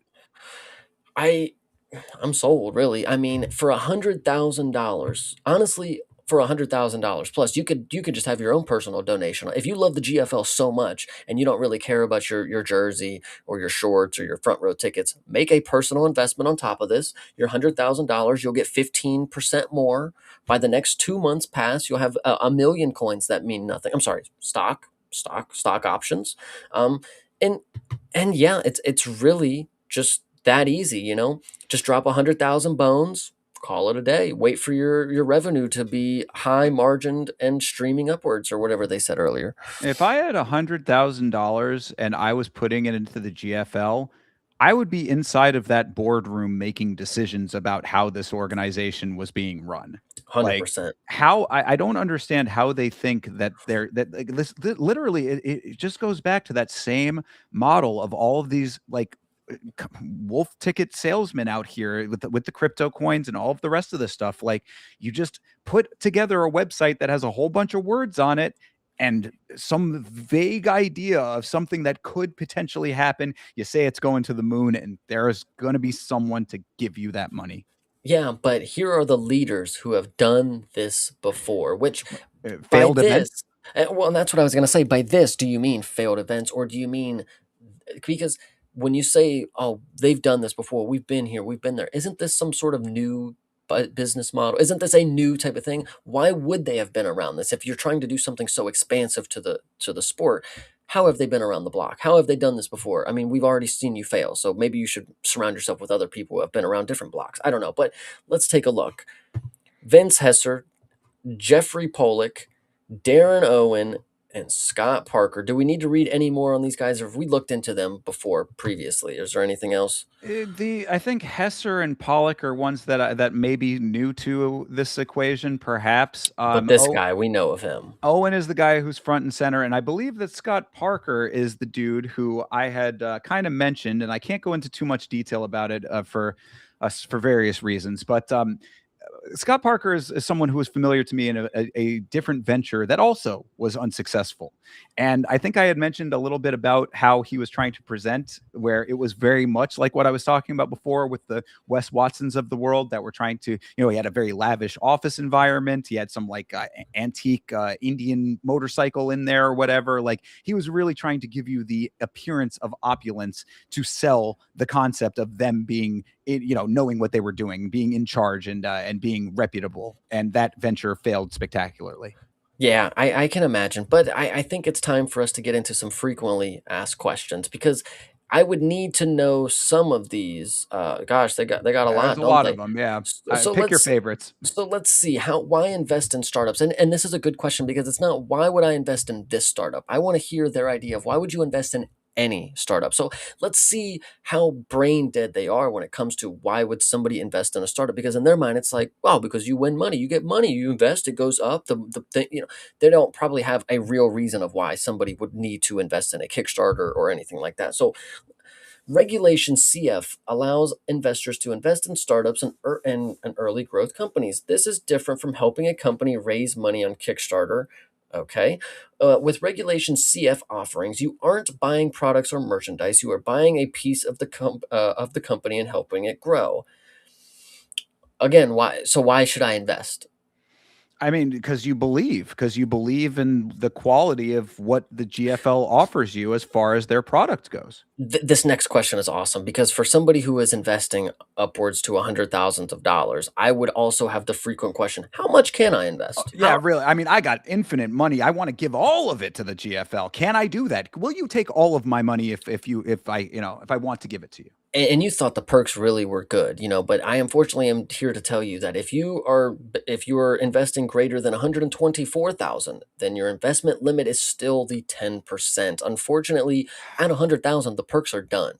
So you could do 101,000 and $1, and you're going to get the same thing as 124,000. That's unfortunate because these are what I came to know the answers to is from. But God damn it, I want to give so much more. Listen, and for somebody who has upwards to 124,000, you would maybe think that they would have this under control when it comes to their personal finances. But if you didn't know, guys, you can check your net worth. You guys can check your net worth to calculate it. Just add up all your assets and subtract the liabilities. That's your net worth right there. Frequently asked to the GFL, how do I calculate my net worth?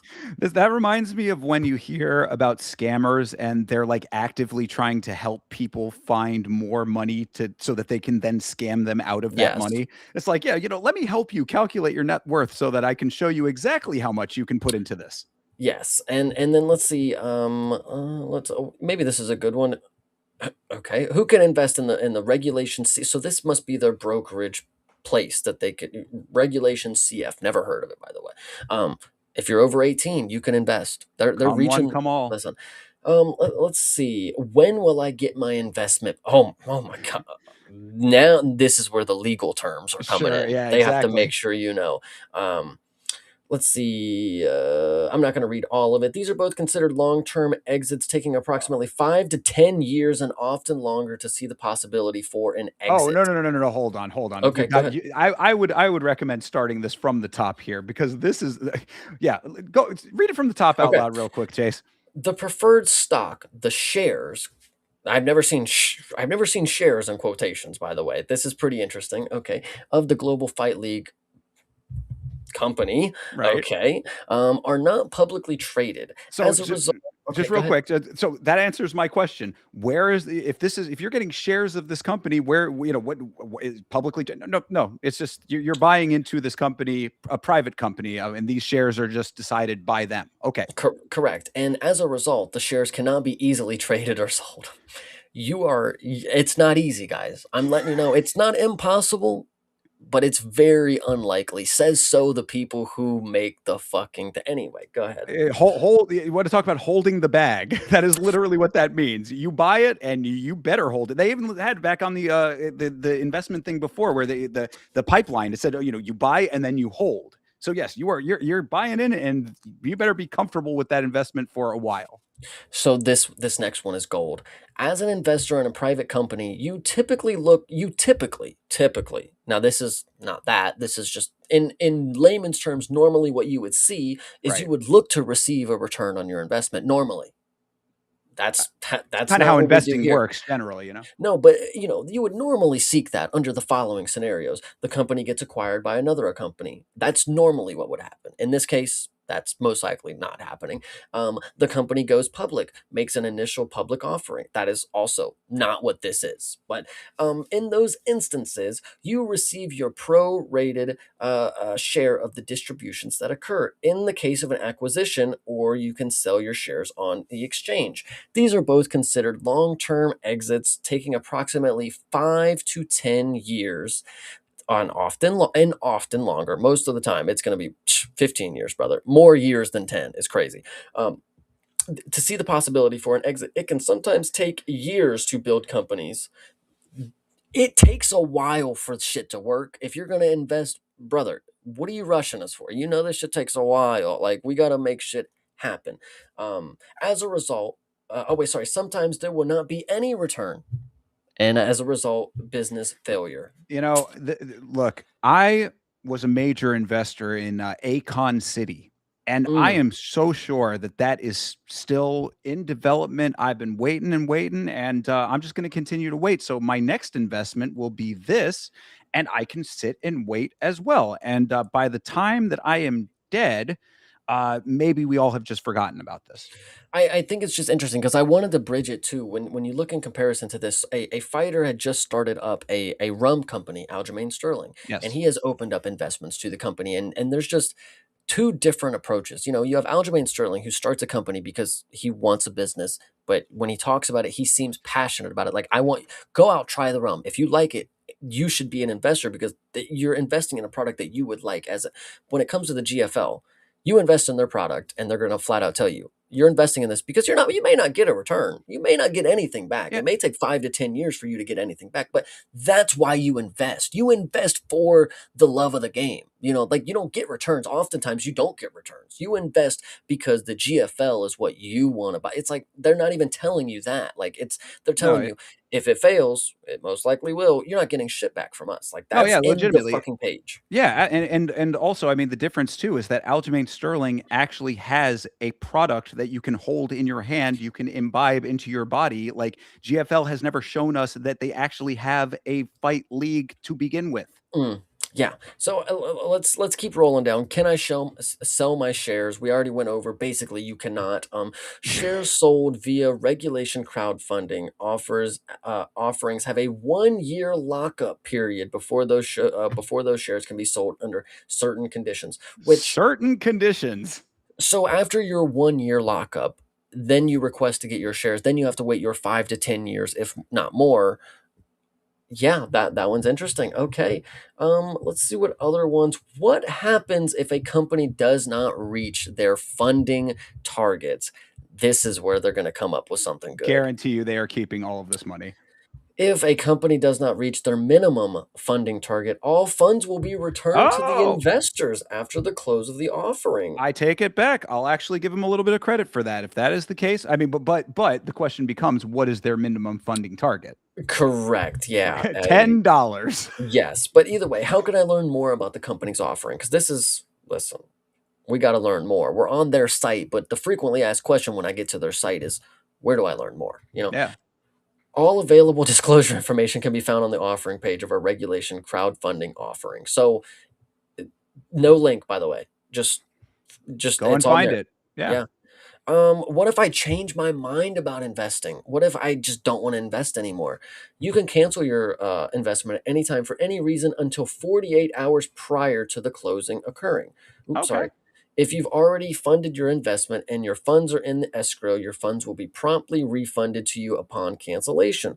To submit here's a link to request a cancel. There you go, right there. An email address, at least. Yeah.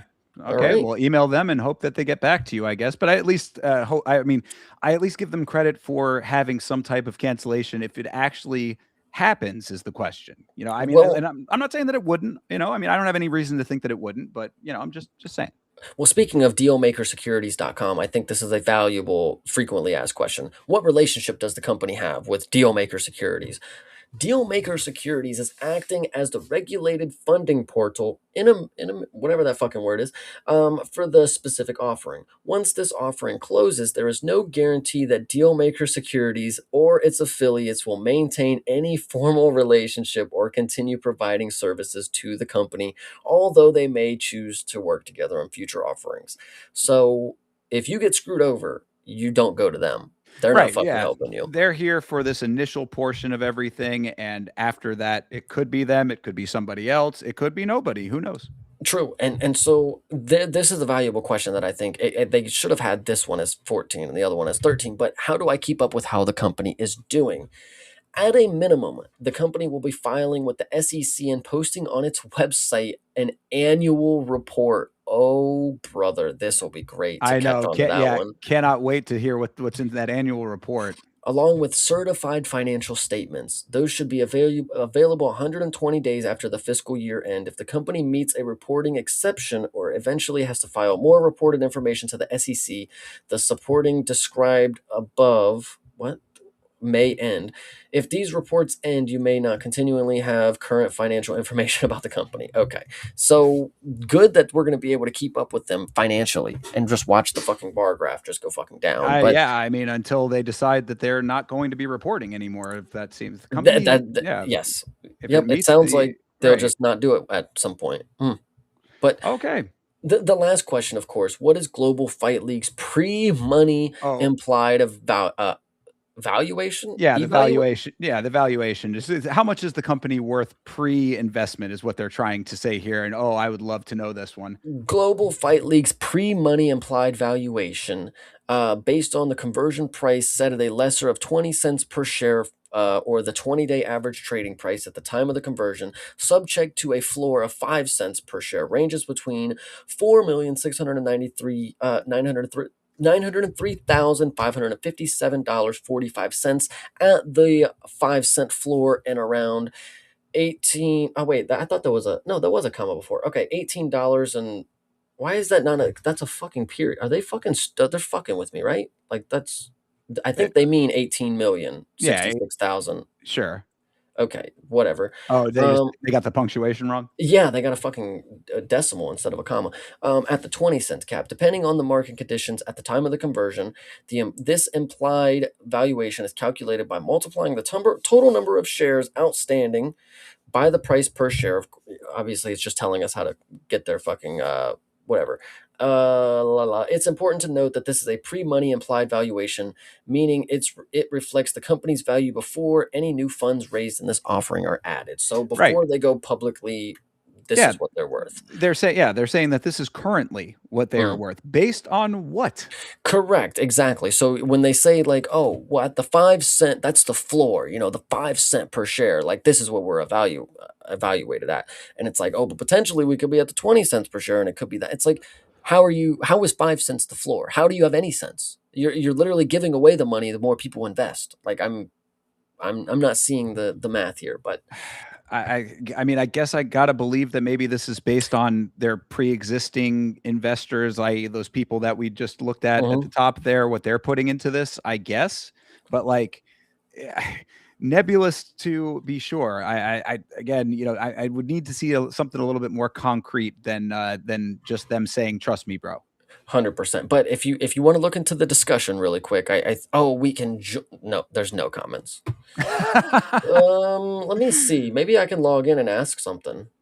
Is there a question that we want to ask as a group? I mean, I'll log in and we'll type it out real quick. Please give me your full investment prospectus, all documentation, and give them your email address. And if they chase part and send you an email with their entire investment documentation full on, then we will, of course, look at it and evaluate as such. And then perhaps Yama Industries becomes the major shareholder of the GFL and we're in business. 100%. But I think this was a lot longer of a discussion than I intended for it to be when it came to the GFL. This was perfect, though. I'm glad that I got onto their site and could look at all the different things, and we can run down so many different avenues of their site, like just geez, I mean, look, guys, chat out there, you heard everything. Now we ran down the whole thing. Obviously, don't all log on at once, but form an orderly queue and get yourself over to GFL and fork out as much money as you can, apparently, right? I mean, this is not financial advice, but you saw what we saw. No, it's not as much money as you can, because after 100,000, you don't get anything. So you ceiling is 100,000. Make sure you get your ball cap, your jersey, your shorts, your sticker packs. Make sure you get your 2 VIP tickets. To be fair, if you want to skimp, I know a lot of people, when it comes to the 100 grand, listen, that's a lot to some people, but if you just get the 50 grand, you're still just going to get your 2 VIP tickets. You'll get your meet and greet with your athletes. You just won't get to take a lap around the cage after every fight. It's weigh your options here. That's the unfortunate thing. And if you really want to break it down, think about it this way. Running around the cage after the fight is worth 50 grand to somebody out there. Well, and look, if you're really savvy, what you do is you put the 50 grand in, and then you take that additional money, the money that you would be spending that, you're capped off at that 100, and then you use that to buy more merch, to buy more tickets, to buy more flights out to more shows. I mean, you can devote as much of your life to GFL as you want. They're certainly going to allow that. I am just here for the GFL, and I'm just really happy that we get to keep up with it on the free for all, because it is something that I genuinely enjoy talking about. Because brother, they don't know what's going. It's like 7 people have the idea of what's going on here, and they're listening to maybe the 2 people who have never done anything before. They talked about the leaders who have done this before. It's 4 of them, but there's you know how many chairs are at a fucking boardroom table? Like, it's not just 4. Were they going to sit next to each other? No, they sit at the other end of the fucking table, and there's 30 people in suits that line them, and none of them know what's going on. So it just is what it is. Shout out GFL, man. Shout out to GFL. We will certainly be keeping our eyes on it, and I cannot wait for this to be a major success. Absolutely. We are going to witness the first GFL event sometime in our life, and I will be here for it. Absolutely. Whether you get your investment back first or you get the event is which comes first, who knows? Yeah, I'm not going to be the guy to try to say don't invest in this, but I would just personally hate for somebody who, when you invest in something, you want to see your investment come, you want to see the return, you want to visually understand that, oh, I invested in this. I would hate for somebody to be an investor in this with the numbers that they are requesting to continue the operation, and then you are watching the product and you are questioning, where did my investment go? Like, I truly would, bro, when you're talking about $100,000 and you're sitting at home and you're like, oh my God, the GFL, bro, I invested $100,000 into this. And then you watch it and you're like, wasn't I supposed to get 2 VIP tickets? Like, you're sitting at home and like, where the fuck is my jersey? I just love the idea. No, I love the idea of somebody spending that kind of money and then having the GFL jersey on glued to the TV. Like, oh my God, it's time. It's finally time. My product is here. And then being like, what the fuck is this? But I don't know. Maybe it's going to be amazing. Like I said, it sounds like they've got so much going with this. They've got such a professional team. This whole thing sounds completely above board. I think that this is going to be a major success, regardless of what the past has shown us. Yeah, 100%. And it's just, actually, if you want to look at this right here, I just saw that too. Yeah. Whoa. This is to show you how many MMA fans are out there. Yeah, like, you might, like, did you guys know that the UFC, like, literally the UFC owns Power Slap? That's like 2 billion of those views right there, and like they have that posted on their fucking website. Oh, right. Again, this is like UFC right here, 300 million combined audience across UFC social media. You're not the UFC. I love it. They're selling off of the UFC like everybody else does, and it's just like, bro, why do you think that you're going to get even a fraction of that share based on what you are offering people? It's just insane, brother. But that is the GFL, and that is the end of the free for all for today. Oh, man. my goodness. Yes, it is. So thank you very much for bringing that to the table, Chase. That was certainly enlightening. Guys, that will do it for the free for all. As Chase said, we appreciate all of you guys hanging out with us for that. Thanks again to Bleeding Edge for the donation. That was very kind of you. Absolutely. Yeah, and of course, you can catch both myself and Chase on Mondays on our podcast, Last Week's Fight. So we will be back for this week's fights coming up this week. We got a weekend off. I'm sure that myself and Chase will both be doing some more content throughout the week. What's next up for you, Chase?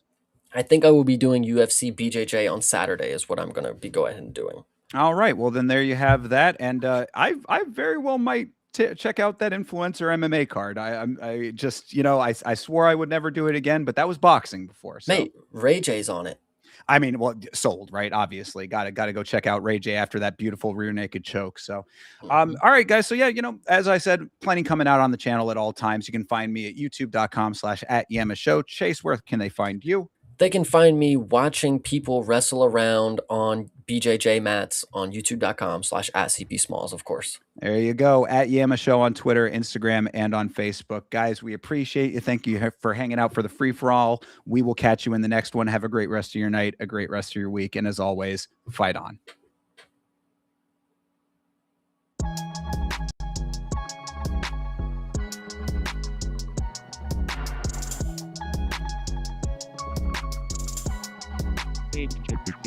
Change.